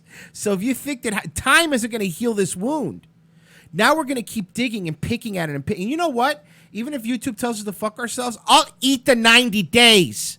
I'll eat them. But you're going to eat dirt. We're going to shove metaphorical lime in your fucking eyes until your entire company decomposes. Was it fucking worth it for a copyright strike? Was it worth it? I don't know. It's a bit bold. I don't think we're going to destroy your whole company. But look, you're worth what? 2.4 bill? We get that down to 2.1. I'm happy. Fair enough. The only thing these people understand is money, and they want it to go that way, not that way. As long as we can cost you money at a scale that is percentage-wise to about what we lost, I think that's fair, right? It's a way bigger number, but you're right. But that fair. Is fair. No, you're right. That is fair. We lose a certain percentage of our income. I want you to lose that exact same percentage. It hurts when you have 2.4 billion. For us, it's like, oh man, I guess we can't go to fucking restaurant tonight. Guess I have to eat some chicken nuggies from the freezer. By the way, if you guys want to donate while we're live, since we don't have a super chat now, we already hit 1,000 on this channel. So now, since we hadn't used the channel forever, we just got to get the views up, and then they'll look at our application. So I think after this episode, we should be fine. So those that like watching on YouTube, and we appreciate it whether you're on Twitch or stream that to me, it doesn't really make a difference at this point. But if you like watching on YouTube just for the rewind function, it's youtube.com/ROTC Media. YouTube.com/ROTC ROTC Media, which we just hit 1,000 on that one, and it's our fault because you know what happens is you go so long on YouTube and you think everything is fine and you're like, we're good, and we really should have been pushing that and getting the numbers up on that one, but again, so much stuff happened, so so busy. We do have to go to break. We do have to go to break because breaks make the man. What? I break for school kids and animals. I think Mike's having a stroke. Guys, revengeofthesis.com/XPN. Does anybody smell toast? revengeofthesis.com/XPN. That'll get you pro XPN. Ooh. Is your right leg supposed to hurt like Why this? does it taste like purple? Oh, real quick, if you want to donate, it's streamlabs.com/revengeofthesis. Filipino Shea with a 1444. Feld Entertainment made a tweet saying they are announcing a philanthropic partnership with St. Jude's Hospital. Would it be wrong to bring up the Kaplan testimony in the middle of this partnership? I mean... Guys, look, there's going to be a lot of things. There's things everywhere. There's going to be a lot of things. Look, don't rush. Yeah. No need to rush. Yeah. Look, this Feld Entertainment thing is a gold. Like when you buy a gold, like back in the gold prospecting days when they first had the gold rush, it's like buying a gold mine back then. Fucking gold was everywhere. Like you just literally would trip over a rock of it. Right. So we're just in that beginning phase. The mine just got built, and it's like, don't worry, it's plenty of gold. We're gonna take our time here. We'll hire a couple of Chinamen to help out. Patreon.com/we're not sorry. Become a patron. That's the best way to help us, especially now that we're not getting our getting the numbers on YouTube. So patreon.com/we're not sorry. And of course, revengeofthesis.com/donate. There's a whole bunch of ways to donate there. Every little bit helps. You help us grow. You help us do the show. And, Mike, I realized that Feld Entertainment's only 2 hours away from us. We'll be right back in 5 minutes. Revenge of the Sis. The most exciting 2 hours of television is back with an all-new Revenge of the Sis. As Royce and Mersch continue to track an international deep state pedophile ring, their journey to the nation's capital is put on hold as Orlando's best police cops receive a cryptic message from an old colleague. It's a message from my old partner. He needs to see us in Los Angeles right now. Says it's related to our case. Do you trust him? As much as I trust you, partner. What's to know then? A detour from their original investigation finds these no-nonsense detectives in the middle of Hollywood. Thanks for meeting me. We can't talk low. They're probably following me. Who's following you? The Podesta brothers. They've got eyes everywhere, Lopez. Now trapped between deep state globalists and the Hollywood elite, Lopez and Mersch are on the case. They're no longer avenging Orlando. They're saving America. And this week, they're taking on Pedowood. I've been working this case. This Dan Schneider guy, producer at Nickelodeon, he's into kids. Or feet. Or kids' feet. Yeah, the iCarly guy. How do you know all this? Thanks for meeting me. No problem, Miss Bynes. This is Amanda Bynes? Jesus, she looks terrible. Dude, she can hear you. Watch this week as the web grows bigger, the case becomes more complex, and more older model cars get wrecked and plenty of nameless extras get shot. This week on an all-new Revenge of the Sis, followed by Nazi Lawyer. USA, hotels don't have Netflix. For this performance in Delaware. To make your shopping day a little easier. Mervyn's Dollar Day sale is going on right now, and that means great buys on clothes for kids. All this week, you can save on boys' clothes by Campus Le Tigre. Short-sleeve Le Tigre knits are the shirts all the boys will be wearing back to school. Do you like pranks, guns, and jokes about retarded people? Well, so do we, but odds are your liberal snowflake friend doesn't. How would you like an easy, cost-effective way of screwing with that friend anonymously without losing your Twitter account? Guns for Tards is the perfect way to trigger SJW anonymously through the mail. For a low fee, your target will receive a beautifully designed professional mailer from our fictional Guns for Targe charity, containing a thank you letter for their donation. They'll be led to believe that money was donated in their name to a charity that advocates Second Amendment rights for the mentally handicapped people in their area. For a few extra bucks, they will receive pictures and a detailed profile of a retarded person who they helped harm. It's all fun and games, well, except for that idiot who gets this in their mailbox and freaks out.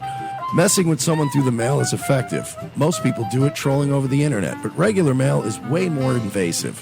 Whether it's a boss, an ex, or a liberal professor you don't like, this is the perfect way to screw with someone anonymously for the cost of a cup of coffee. Well, a cup of coffee in Manhattan, in a fancy coffee shop. Check out www.gunsfortards.com and select a package today. Use promo code MERSH for 10% off.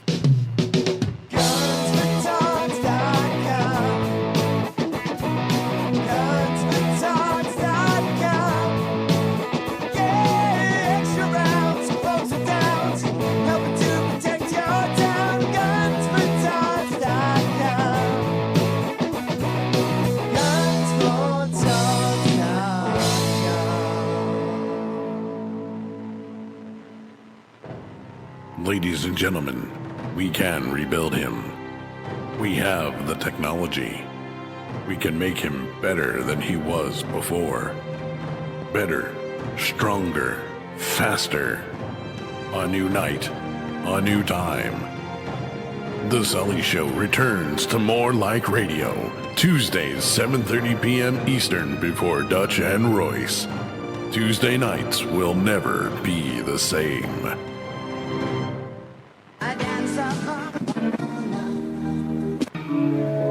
I am the changing of the guard at Buckingham Palace. I am a thatched roof cottage in Wales. I am the best of Great Britain. I am British Caledonian Ale. What is your return policy there? 30 days, no charge. Ooh, 30 days. Sounds fair. My goodness, Dennis, this feels good. Feels good in my hands. Oh, good, my kids are I safe. saved everyone! Yeah, my yard's protected. So, of course it feels good, but that only proves our point even more. We'll take 2 of these, Gunther. Great. I'll need your licenses for the background checks. Okay, yeah. Yeah, you can drive, you can kill. Oh, Christ, look at this. That was fast. You've been denied. What? That's ludicrous. Why? It says here you have an extensive history of felonious behavior. There have been incidents, sure, a few minor indiscretions, but, I'm simply a person of interest in most of those cases, all right? And being wanted for questioning are very, very, very different things, Gunther. You've been institutionalized. Me? Yeah. I mean, one time, for a short period of time, that was against my will. That doesn't even really count. It's the only time it counts, Dee. Okay, look, it was like a teeny thing that happened with a college roommate. It was really no big deal. It says here you burned her. I burned her, But she was so annoying. I mean, she deserved it, okay? She was wearing my stuff, and she was copying me, and... You were copying her. I was copying her, she was copying me. It doesn't matter. Look, I'm sorry, but I can't sell you the guns. Oh, well, look at you. Oh, Gunther, the morality king. Hi, I'm Gunther. I've never lit anybody on fire before. You light one bitch on fire and everybody freaks out. Oh, you son of a bitch. It was one time and one thing.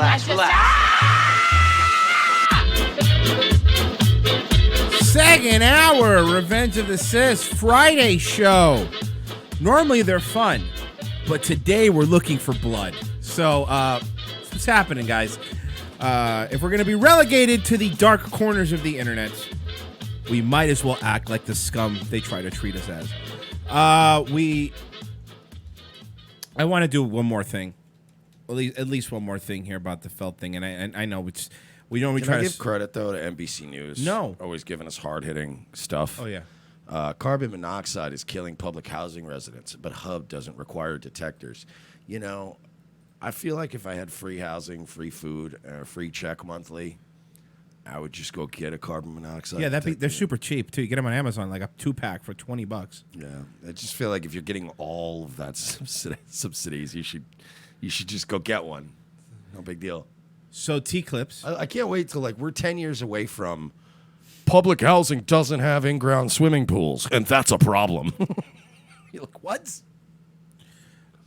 So T-Clips made a video. Shout out to T-Clips. This is from the Davy Crocco stream. So I suggest you guys, please, if you get the mods can find the links, subscribe to both those. They're both great. All right, here we go.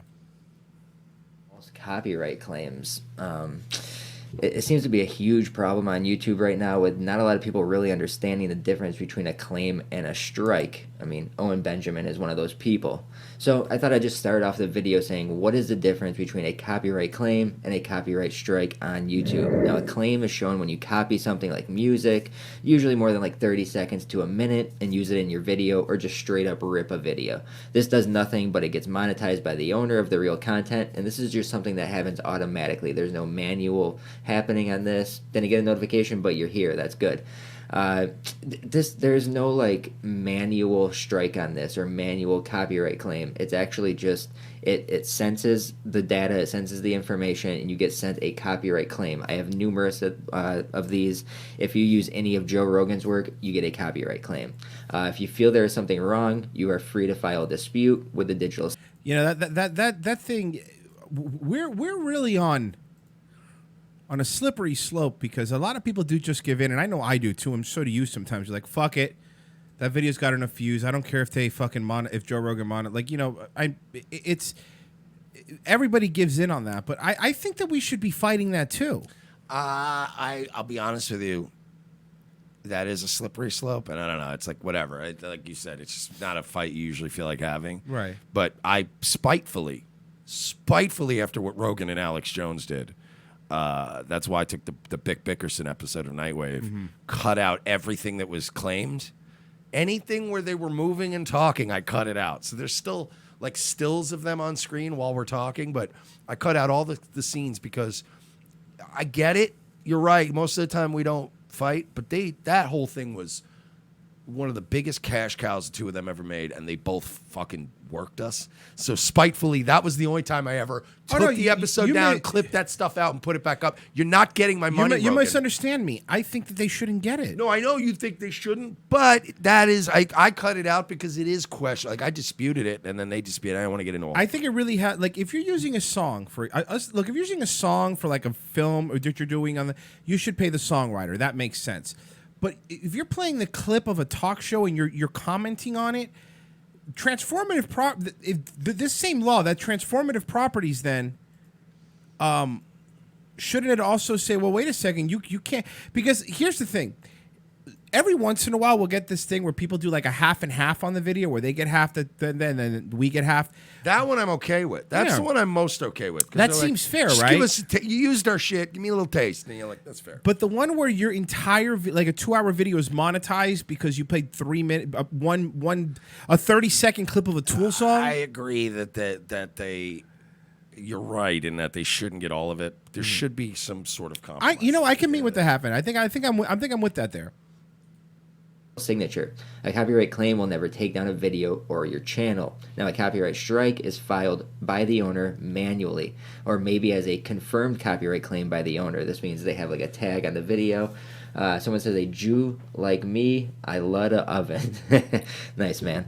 So copyright strikes, copyright claims, very different. After getting like 3 or 4 copyright strikes, your channel can be terminated. Now, someone like Owen Benjamin didn't really understand the difference. It's all good. God bless you, BB. It's good for you to take it back. Yeah, if it limited anything, I was just... Remember the good old days when we were just going after this lunatic? You're right. Trying to like make simpler to every time we get into a new war, we look back at the old one wistfully. And go, remember the good old days? Adorable. We're like Robert Baratheon, just stuffing our face and getting drunk and going, oh, I remember that wench when we were at war. But you're like, no, back then you hated it, though. You were murdering people and you were sad. Like when I rip Hotel California and they make me give them the stream money, which they don't. This is nothing. This is the difference between a claim and a strike. If Owen manually strikes somebody, that's not a copy. Much more on intentional abuse. I don't know if you guys remember the H3H3 lawsuit from years back. YouTube's copyright enforcement is a growing source of frustration, with many creators complaining. Okay, Mike, you mentioned this the other night, and I'm glad they brought it up in the video. You mentioned this. What's this H3H3 lawsuit? What happened? First of all, I ain't gonna say nothing, man. So keep my goddamn name out your mouth. Oh, you're right. I'm sorry. Don't put my name out in the It's hard to streets do a like- radio show with someone who won't snitch. Yeah, seriously, man. I'll snitch on nobody, dog. Like even public records. What? I could just Google it. Yeah, it's it's not not a snitch. bit- I ain't telling you nothing, man. All right. No, so check it out. H3 and Ethan Klein. I don't know all the particulars, but I do know that they got into it with somebody at some point. Could have been like a Vox BuzzFeedy type of thing. Whatever. Right. Somebody correct me in the chat when I make multiple mistakes in the telling of this story. But H3 did get into some sort of a landmark copyright fight with somebody who wanted to sue them over using their content, and they were the ones that reinforced the precedent of transformative work, which is we were commentating on it. We weren't, you know what I mean? It's not like we're not mirroring your shit. It was one of those. It was like, all right, when I cited to stupid Feld Entertainment the first time, It was a working transformative out content, guy, is what they said. It was all right. It was a working out. Yeah, it was like a fitness guy. Parkour hack. When I sent Feld Entertainment the request, it's like saying, look, dude, it's transformative content. I cited, there's a case in 1994 was the first time of like that coming up. H3 was like the guys that came along in the YouTube era and sort of updated and reaffirmed the precedent. So it's you know, you can't fucking turn around and oh, shit. No, it's already set. So now it's just a matter of going through the motions and them going, well, no, that's just the way it is. But yeah, H3 kind of Complaining reinforced about overbroad that concept. Yeah. Sorry. takedown efforts. This is when a company like this Feld Entertainment just goes after anybody and everybody that might take like 20 seconds of their content, which is obviously fair use, and then they will be steadfast in not removing those claims. So they are constantly going after, you know, pennies from people. A video that gets 1,000 views, they're just smashing these smaller channels. The protests have become more vocal in recent months, even though the issues themselves are far from new. We first signaled problems with YouTube's content ID system more than 7 years ago. Since then, many examples have followed. Most of these are a result of overbroad flagging, where YouTube finds a copyright match where it shouldn't. The filters have previously flagged randomly generated audio, for example, or bird chatter. This is not what we're talking about. What we're talking about is companies that go in and know that they can just strike a video. There's nothing in their way from YouTube in that process, and that's one of the main problems. I think there should be some kind of grace period where a big company, a big corporation goes in to strike a channel. There should be a grace period before that channel automatically gets a strike. There should be a verification. Yeah, you know, and I agree with that. And I think the best way for that to happen is they don't take the video down, but they demonetize it. Like, you know what I mean? Like, let's say that there's a copyright strike takedown, right? Before they take your videos off completely off of YouTube, they should leave the videos up, but demonetize it. That's fair, like, you know, like, and hold it. And then if you win, you get that money back.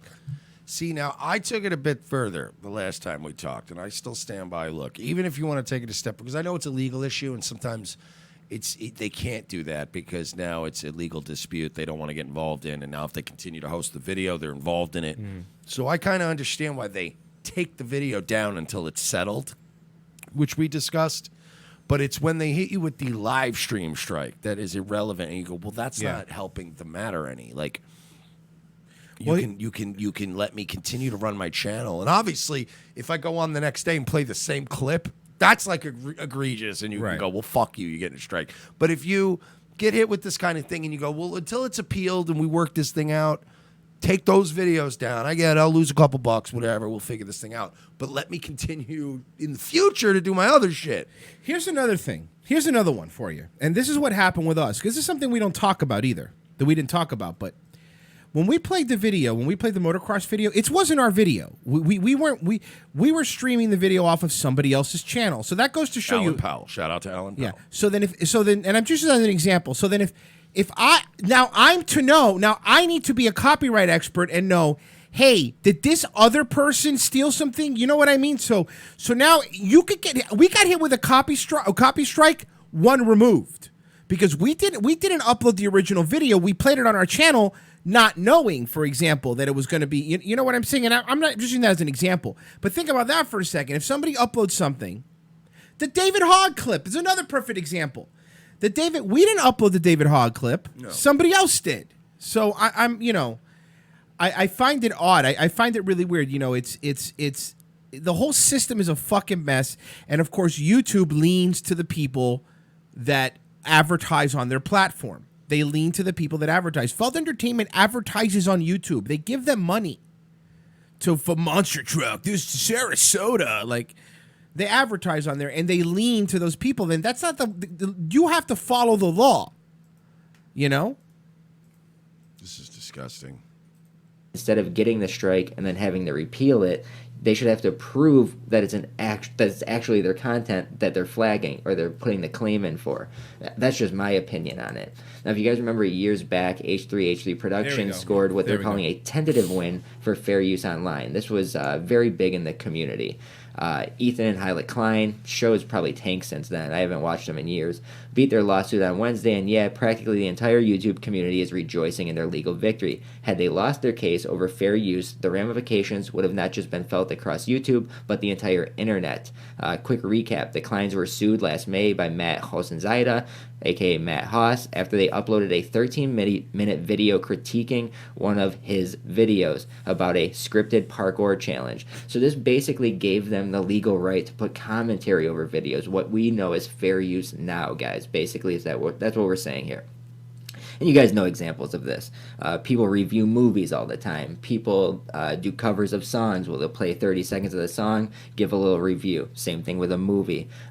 We do rebuttals to YouTube videos. There's many examples of fair use out there. This is in the law. It's established. So when a corporation like this Feld Entertainment comes across and starts striking down channels, you know it's backhanded tricks. We know it's dirty. Someone in the comments says they are revamping everything, just go after the truther communities. Well, Alex and Joe did a good job of that yesterday. So this is Revenge of the Sis. That's us. It says, excuse me. I know those guys. Feld Entertainment Bunch has of faggots. They really are. Yeah. Hit our channel with a copyright strike for a video we played and commented on, which falls under fair use. We are asking them to remove this strike. It is now affecting our ability to live stream. Reach out to us as we are prepared to make a counter notification. Now, I know they have contacted them since then. I'm going to play a little bit of their video with permission. That's it. Copyright strike. Take them down. Hit them. Guys, I want everybody to go T-clips. Hit T-clips for playing a clip, and I want you to go David Crocco's pay. Hit David Crocco copyright strike. Here. Become total heel turn. Hit the entire internet with stuff we don't even own, like Feld Entertainment. Everybody do me a favor and Hit subscribe to Keemstar. T-Clips and yeah. Hit like some huge fucking hit PewDiePie with a copyright strike. Become the most vilified person since Matt Watson. All right. And you know PewDiePie would probably still be cool about it. Look, I don't know why they did this to me, man. I'm just a cool gamer guy, dude. So do you want to move on to something else? No, I want more. No, I guess we can move on. I guess at least in the last 30 minutes, have a little bit of fun. Man, what do we do here? Okay, let's. Daily Caller put out this video. Secret Trump supporter, Maxim model, speaks out about her support for Trump. Now, Mike, here's what I've been saying: the right needs. It needs more trad thoughts. There's a sad shortage. Such a shortage of trad these thoughts. beautiful trad thoughts. You know what I mean? It just makes me sad. Okay, so let's hear. I believe my support for Trump has affected my entire life, but modeling in particular, it's just, the fashion world is like Hollywood. You're not allowed to not only be a Republican or conservative, but you're not allowed Can we pause here, right? Sure. She's not that good looking, right? She's not, but Can we agree because there? she's a conservative. Is that what it is? It's yeah, affecting your life positively. It's let's be fair, lady. If you didn't have the MAGA angle, you wouldn't be. You're not Maxim hot. Like, she's hot. It's like it's the Owen Benjamin or the Steven Crowder. If you're not a good comic, become a conservative comic. But that's what she's doing. She's Yeah. not bad. Like, don't get me wrong. If she came up to me at a bar, I'd go, "Holy shit, Yeah. in the jackpot tonight." Right. But you're not Maxim hot. I mean, if you were on the Howard Stern show 20 years ago, they would have been pointing laser pointers at your butt and pointing out things. Yeah. Remember the good old days? modeling in particular, it's just, the fashion world is like Hollywood. You're not allowed to not only. Is she Jewish? She looks like somebody, and I can't figure out who, though. Somebody tell me who that be a bitch looks Republican like. or conservative, but you're not allowed to be different. So I think anyone that doesn't support the president, who obviously everyone Mila Kunis? Yeah. No? hates in the fashion world, is going to be ostracized right away. Hi, my name is Elizabeth Pipko. I was a very secret Trump supporter, and now I'm here to speak out. Because my career's not doing well. We got it. We know. Oh, good. Another trad thought with a MAGA hat on. It's great. Jesus Christ, man. With this again? Yep. How many of you need this so badly? Look, I'll give you $500. If you can find one photograph of me ever wearing a MAGA hat. I mean, you could dig through my social media history. I was pro-Trump. I was like, vote for Trump, all that shit. But find one picture of me going, I want to belong. I've worn a MAGA hat a couple times. Yeah, you wore the black one, though. It was all right. Yeah, it was a black one. Modeling should not be political at all, I think. The media has totally turned, This woman. She's really smart, too. She's not only a model, she's really smart. dumb. She's really dumb. Really smart. What's Sam Gomez? Oh, no, sorry. That's through from CNN. I get him confused. Except the lawyer from The Wire. He looks like he should be hanging out with Seinfeld. You should be questioning fucking Omar White on the stand. Or Omar Little. Against President Trump. I think people were obsessed with him on the campaign trail. They thought he was, some people even thought he was funny. Simpsons predicted that. No, except they made that like the day after. They made it after. Now people thought, he obviously got, attention. He got people, the airtime they needed. He was everything during the campaign trail, but no one thought that he was going to win. And because he proved them all wrong and he won, they became...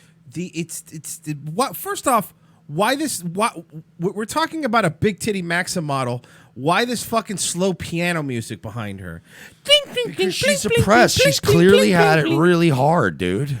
She's had it real hard. She's had it For real, a lot of real fucking hard, yeah. Jewish photographers. became obsessed with them tearing him down. It started with them being obsessed with him, and now they're just obsessed with bringing him down and proving that everyone that voted for him is terrible, and everywhere you look, everything you read, everything you see is against President Trump. So people naturally, from the modeling industry to any other industry, believes that it is okay to bash him because... This is the stuff. And by the way, I do like a lot of the stuff. I'll say that I like a lot of stuff the Daily Caller does. The Daily Caller is the one that put together the list, the article of all the hate crimes. So Daily Caller does some good things. But why this? Pander? This is so stupid. Because we have to pander?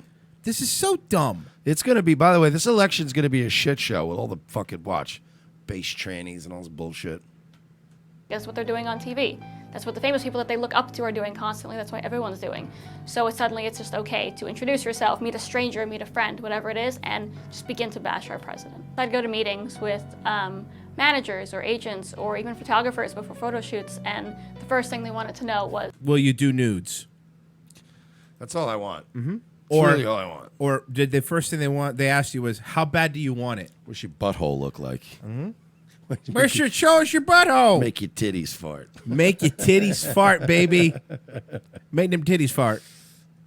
was my thoughts on the president. The first thing they wanted to bring up after "Hi, how are you?" was look how how terrible Donald Trump was today. It's all I ever heard, and after trying to get them to leave it at that, they would continue with how terrible his supporters were, how terrible his staff was, just everything. You're mildly attractive, but you're not. This annoys me that you're a model, and this is clearly a ploy to get attention, like Joy Villa, because you're unaccomplished and mediocre at whatever it is your chosen profession is. Oh, I hate it. From A to Z about how awful he was. Slap a MAGA hat on her, and then she's interesting. You know what I'd was- like to put on you? A fucking burqa. A burqa and a fucking mouth gag. I mean, I felt desperate at first to defend myself, and then I felt even worse because I felt like I had let people step all Them titties, though. over me, step all over my country, my president. And all I wanted to do was, tell them they were wrong and explain to them why they should support our president and be so appreciative. And they would continue. Everywhere I went, all I heard was how terrible he was and how evil, people that support him must be. And it was, I got like a sinking feeling in the beginning, and then it just turned into like the worst kind of, guilt, depression, everything, because people, let me just. Can I just? Oh, we get it. Yeah, we Can I have say something. Borderline. We got it. Shut up. It's really. You're not interesting, and you're only moderately attractive. So chill the fuck out. Too much of this. Too much of this. I'm not gonna lie. Too much of that. You're not worth it. You're not you understand. You don't have to be pretty if you're interesting, and you don't have to be interesting if you're pretty. But if you're kind of at one of those two things, you got to make up for it with a little bit of the other. You're right. All right. Why don't we move on? Whatever we do, I hope it's a full screen type situation. You know what? We could absolutely do. I'm gonna meet you in the middle. We'll do a full screen situation, but it's gonna be a new Jablinski video. I've made a terrible mistake. Here we go. It's full screen.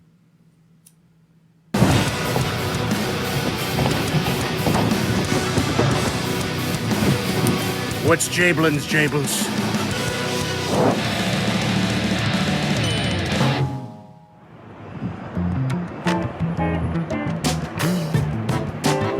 It's totally a gaming channel. Dude, don't worry. It gets even better. Just don't worry. By the way, what an uninspired opening shot, right? What a terrible. First of all, it's a terrible view.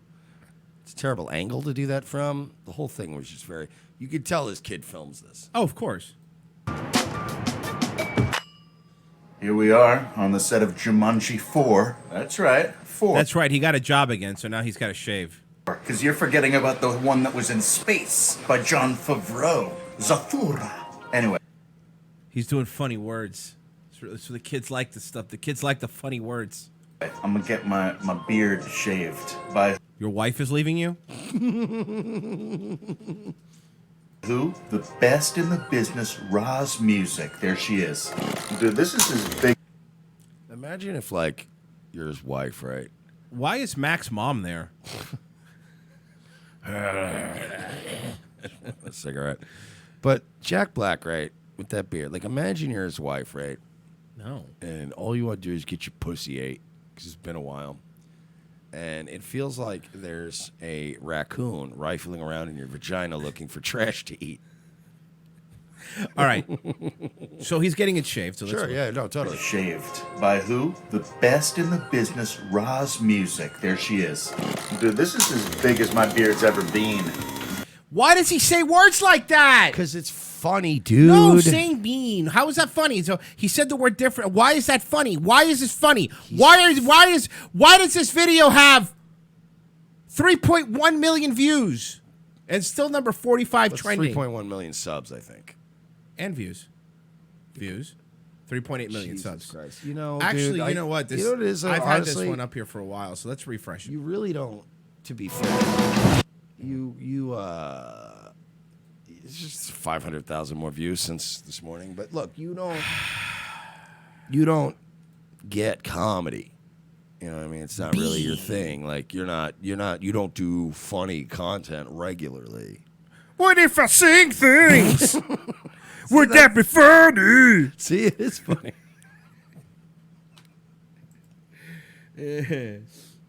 Kenneth Feld allegedly harbor pedophiles. Skilawoo. Okay, sorry. Let's see. A lot of Jable's DNA in there. Oh, God.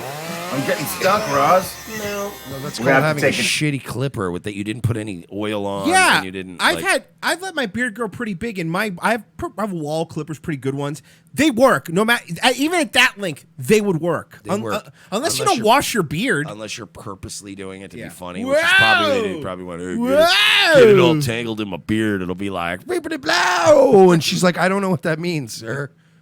Can I just cut your hair, please? And can you get out of here? Way. You clip it. Oh, scoop. But you know what I'm not going to miss? Eating with a beard and mustache. Sucks, dude.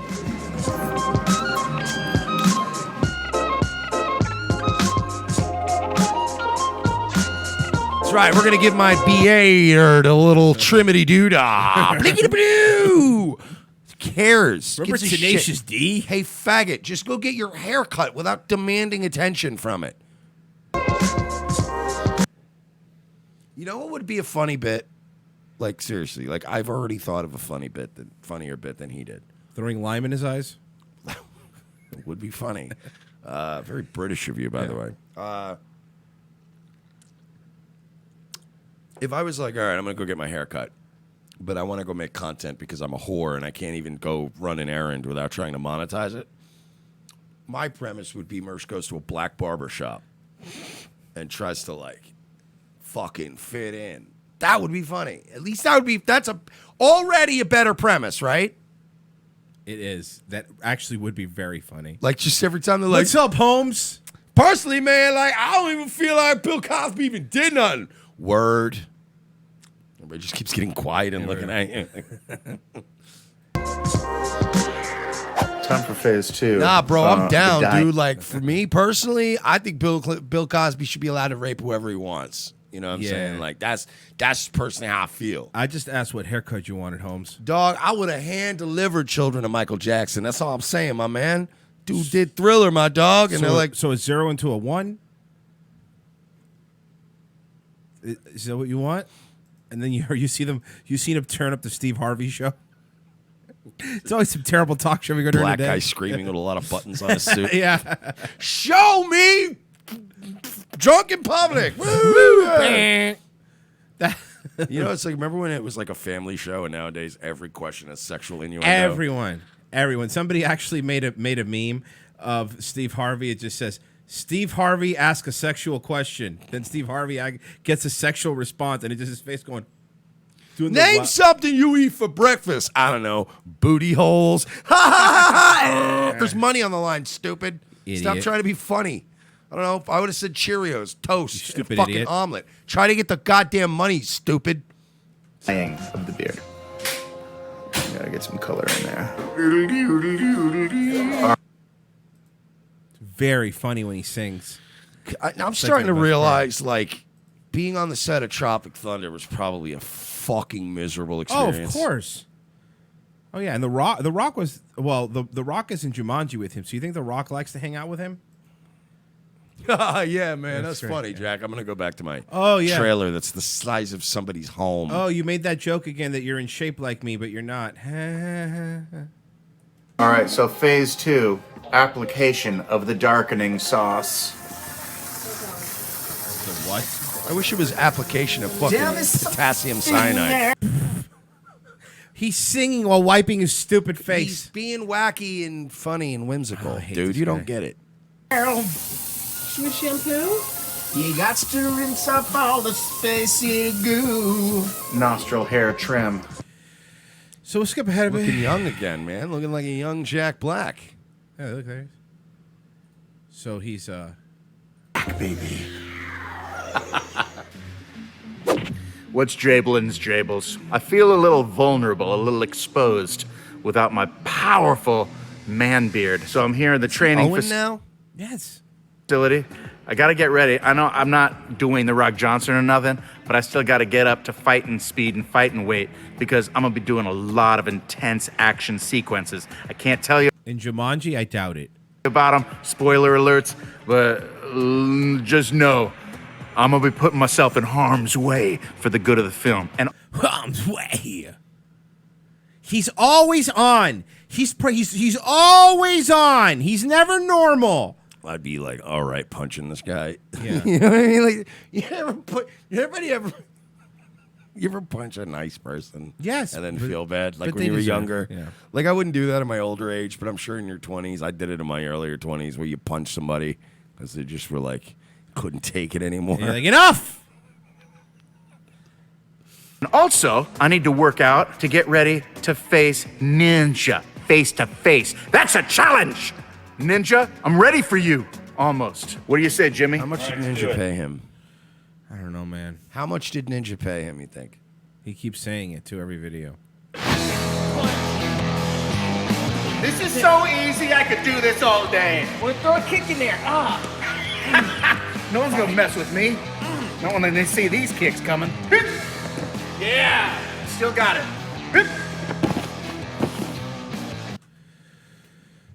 He's so wacky. He's so well. So you watch him work out. By the way, this is Why are you doing this to me on a It's Friday? an 18-minute video. What, 18 minutes of this? 18-minute video. 18 minutes of this? Well, I get. You know what? We'll just change scenery. He's gonna get a meal. Oh my god. He's eating healthy now. What did we order? I ordered a Cobb salad, which I think is pretty healthy, and then I also got a side of fries for the table. I might have like one or two. What'd you get? I got the So yeah, he's supposed to be on a diet now to lose weight for the film. A double cheeseburger with extra fries. I think this is his boyfriend. I'm not really sure who this guy is. Why is he weird like that? I think is that- he doing a no, bit too? I think if I'm reading this correctly, I think this is his stunt court, the guy who's his body double, the stunt body double, but he's also training him. And I think that's why from the back, he kind of looks like him. They have to get someone, that kind of looks like him. But he also sounds Good. retarded. Yeah, well, he's hanging out with Jack Black. I mean, because what we're trying to do here is... Shouldn't you sound not retarded if you're hanging out with Jack Black? Like, shouldn't you sound like... Yeah, you're right. You're more of you sound like a Socrates? genius. Yeah. This is not healthy. I just got to check in and see how the latest episode's doing. He's watching himself in this video. Is he Owen? Watch this. Now he brags. Dude, 1.9 million, bro. 1.9 million views in 17 hours. So we're going at quite a pace. Wow, that's awesome. Congratulations, Jack Black. There's people that do better than you at that, and they weren't in Tropic Thunder. You know what I mean? Like, just saying. Going at 100,000 views per hour. How long can who this wasn't last? in films for 20 fucking years? PewDiePie. Correct. PewDiePie is much bigger than you are. And all he does is sit in his gaming chair and just be weird. It's really all he does. Yep. He's just a weird guy that people go, I like this dude. That's all it is. How long can this go on? I'm hoping we get to 2.4 million views in 24 hours in a one-day period. You know what I'm saying? This is a sickness. Health tip. It's a sickness. It's weird. I don't know if you know this, but Jack Black really likes attention. Health tip. He's gonna give us a health tip. Eat more salads, part 2. So what you got here? You got blue cheese, delicious balsamic vinaigrette, tomatoes, cauliflowers, bacon, eggs, chicken. It's like basically the healthiest thing you can put in your body. So this is him eating healthy. But what? How long do you think he's gonna stay eating healthy? When that salad's over? Watch. My plate. That's about all the vegetables I'm gonna get. But I got the double. By the way, that burger does look dope. I'm not gonna lie. It really does. Maybe I'm just hungry. Cheeseburger. I think it's okay if I have just like one little bite of your burger. He just started his diet for. Now look, I understand. I am not in fighting shape, but they're also not asking me to be in Jumanji. If I'm being Jumanji, you gotta stick to your diet, right? The only reason I'm doing this is because I need a little extra burst of protein because I'm gonna be working out really hard today. So then he eats half of this guy's burger also.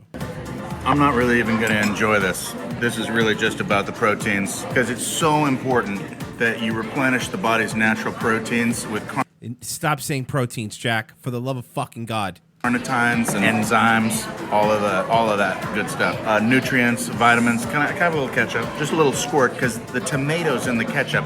It's so funny. He's really funny. He deserves all the fame he gets. Now, by the way, gets even better. There's a street musician. Now, instead of being a normal guy and just being like, hey, man, throw cool dude. Like if you're Jack Black, a cool dude. Yeah. I get filming yourself throwing like $20 in his bucket, but that's not what he does, Mike. That's not what he does.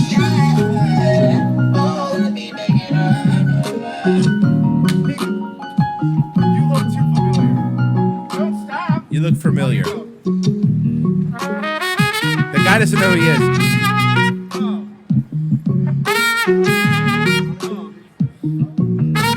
By the way, I will say this musician is talented. I was gonna say, no, I like this guy. This If this guy, like, musician's I've passed so many worthless people Yeah. who make the area worse with their shit. Right, Like this when they is do pretty this. good. This is a guy that if I saw him in a park, I'd go like, yo, do you have any cash on you? Give me like a file paper. I'd say, you know what I mean? Like I'd be digging for cash, going, hey, I gotta go throw this guy some money.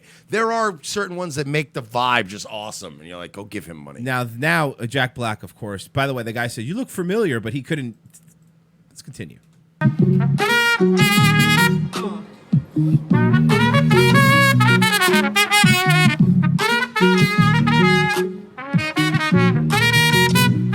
Sit at the bar, but where am I, John? God, what are you doing here? He went and made something that was so cool, so terrible in exactly 2 lines. Well, Jack Black can't see anything going on and not make it about him.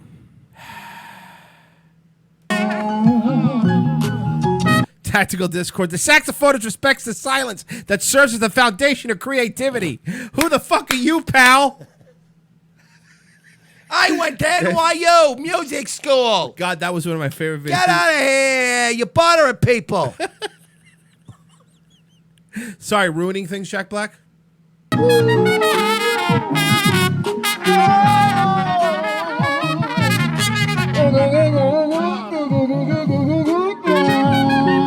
He's doing the voices again, Mike. He's doing the voices again, Mike.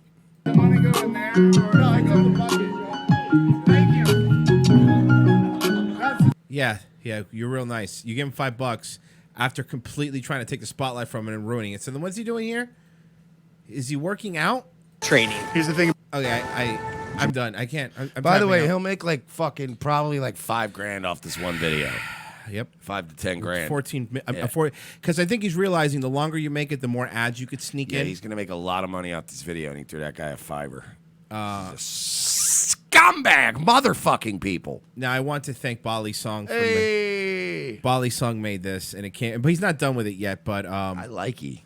It's he made me a little bit too dark, but that's okay. I look Dominican. Well, you know, depending on the summer, I will be darker.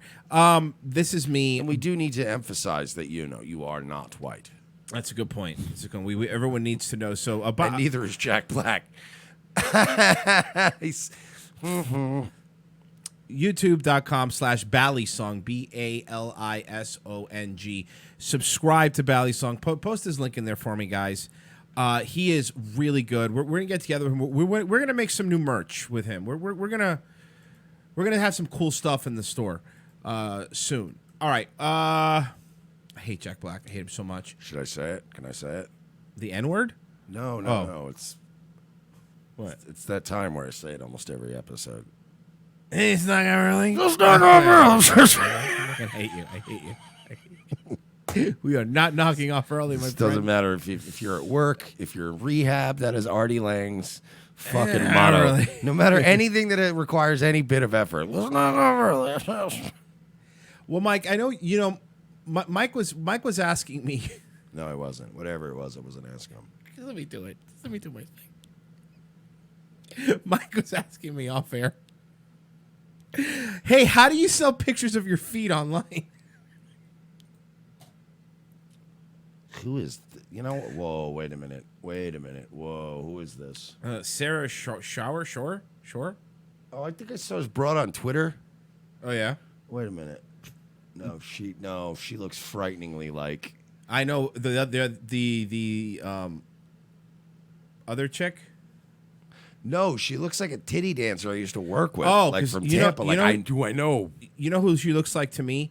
She looks like, remember that other chick during the Dan Schneider stuff? It's actually the intro video of the ROTC backup channel. That's what she looks like to me. But anyway. She looks like a girl I used to work with. I'm not going to say her name because these people are fucking maniacs. So Mike was asking me off air, how do you sell pictures of your feet? Well, let's find out. Let's all find out. Hi guys, welcome back to my channel, or hey new people, I don't know. So today we're going to be talking about something that's Sorry, I know we complain about pausing so Nice fast. septum piercing. Fuck Philip DeFranco. You want to know why fuck Philip DeFranco? Because he started the jump cut. Yes, Philip DeFranco is the person that started the just jump cut everything. And Because look, nobody's sincere and nobody can complete a thought because they're all full of shit. That's what it is. They can't articulate their thoughts. well, this is definitely not an articulate thought. But we can agree, right? You would, right? Yeah, of course. Yeah, she could get it. Of course. Yeah, she could get it. Of course.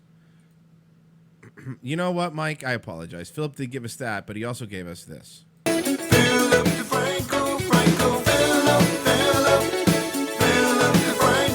yeah, Sorry. I got to. I'd come all over her little toes. Well, let's find. Little toesy woesies. Well, let's find out. Let's find out why. No, Antonio. Bang. Sorry. been requested for a very long time, and I feel like everyone wants to know. And it's how to sell pictures of your feet, because I sell pictures of my feet. Oh my God, the jump cuts. Dude, he's right though, man. It's so many! I'm okay with some jump cuts. Everybody cuts out some dead air, some moments. Sometimes you're lazy like I am. Sometimes you don't do a transition. I get it. But to cut that much between 3 words, you couldn't just go back and go, oh, let's do that sentence again. Yeah, if you're gonna cut that much, at least have a better health logo on your fucking thing. So I'm a writer for my day job, but like if I want to make a little Whoa! I can't watch this. I can't watch this. Why? Oh, you're prone to seizures? It's really she's might be the worst offender I've ever seen. It feels like I'm watching an anime. If I feel like I'm watching a obviously doctored interview with Yeah, somebody. yes. Remember this? Was it the Homer Simpson one where the clock keeps changing behind him? That's what it looked like. I feel like the clock. She should put a manual old school clock behind her while she does this for funsies. Danny Saint goes, more cuts than a My Chemical Romance fan's arm. Seriously. Very funny. cash on the side. I sell pictures of my feet, and people are asking me like, how do you? Why are you okay with being such a degenerate and selling pictures of your feet? Is that what they're asking you? By the way, oh boy, I feel like she's probably a mess. You think? Yeah, she's got that thing where she's still barely holding on to her pretty face. But look at her arm and look at the shirt she's wearing. Oh. Yeah, I think she's a sloppy mess. We'll see. You get into that and like why people do it. So By the way, before the people that hate us comment, you guys are the guy where you guys look, you're calling people sloppy messes. Yes. Yeah, no, because I'm mildly successful and I'm very funny, and it's the only really thing you need. Like guys, yeah, I am sorry to tell you, we're graded on a different curve. Correct. Like we could be fat, I could have gray in my beard, and sadly enough, and enragingly enough, people still want to fuck me, and I know. Sometimes I look at them and it's like, what is wrong with you? Why? But it has nothing to do with looks. You ladies need to keep it as tip top as possible. We don't have to. Sorry. So I was gonna expand upon that. On my Twitter and Instagram, I asked people if they have any questions for me, like specific questions. People had a lot of questions. So let's Are you going to show your bobs and vagine? get started. What if he's cut? She made it seem she pulled the video back and pulled it forward. What's the basic software, editing software that she's using? Windows Movie Maker. Dude, this is terrible. She is also got fat girl hands. I'm trying to be just Mr. Detective here, but I think she's fatty fat. Concucula goes, she only does upkeep on her feet. Apparently. She does feet sit-ups. Oh, yeah, all the time. Her feet are jacked, though. She does toe curls. What I've experienced and read online, people usually like feet for 3 different reasons. It's They're degenerates. either a submissive sort of thing. Feet can be used to like make someone feel submissive. How did she cut that? Feet could be used to make someone feel so you're telling me that this bitch is so not talented that she can't even finish a sentence without a jump cut? That's what I was saying earlier, though. There was like Holy fuck! There was a fuck! sentence at the beginning of this that had 3 jump cuts in one sentence, and that's when I screamed, and I was like, I can't do this anymore. I wouldn't have told you when I first saw this video that the thing that would annoy me the most is not the feet thing, but these goddamn jump cuts. This fuck pig is garbage. I just want to put it out there. People had early experiences She does have with nice feet. teeth, though. Like She I does. will say this to her credit: she's a very fuckable mouth. You know what I mean? Because it's kind of like, hey, the cute little face. Like that's the kind of face you just want to fuck violently. Filipino show. Imagine running into her at the gym. Sorry, got to get back to my workout. It's feet day. That's the kind of girl, though, you want to fuck her mouth and make her make the kind of noises you hear coming out of somebody who's in this, like in a car after a wreck, and you need the jaws of life to get him out. You can make that bitch death rattle. And so they started liking feet when they were younger. And then the third one is because feet are gross, but like sometimes gross stuff turns people on, I guess. Those are like the 3 main reasons why people like feet. And men and women like feet too. It's not just men, which I always think is really interesting. Also, people think that like feet stuff is like a fetish thing and like not a lot of people like feet, Hey, but stupid. literally It is a fetish thing. Jump cut McGee over here. Everything that you focus, if you focus on any one thing hypersexually, that's a fetish. Stupid. Fetish doesn't mean it's like depraved or whatever. It just means that you fetishize something that is normally not sexual in nature, like feet. millions of people love. Not a lot of people like feet, but literally millions of people Literally, bro, literally people love feet, dude. I hate this bitch. love feet. I wanted to get a perspective of someone who likes feet, and I have my friend James who likes feet. So, her friend James said on purpose that I will be in your video and let people know that I love feet.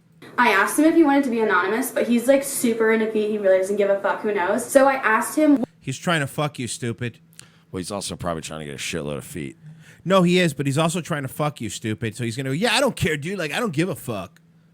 Because he thinks you're into it. What's like something that you would like to communicate to people that everyone should understand? Because a lot of people think foot fetishes are gross, and you know you have your. What the fuck? Look at these edits. Look, she's also editing the picture. She's pulling out. She's pulling in.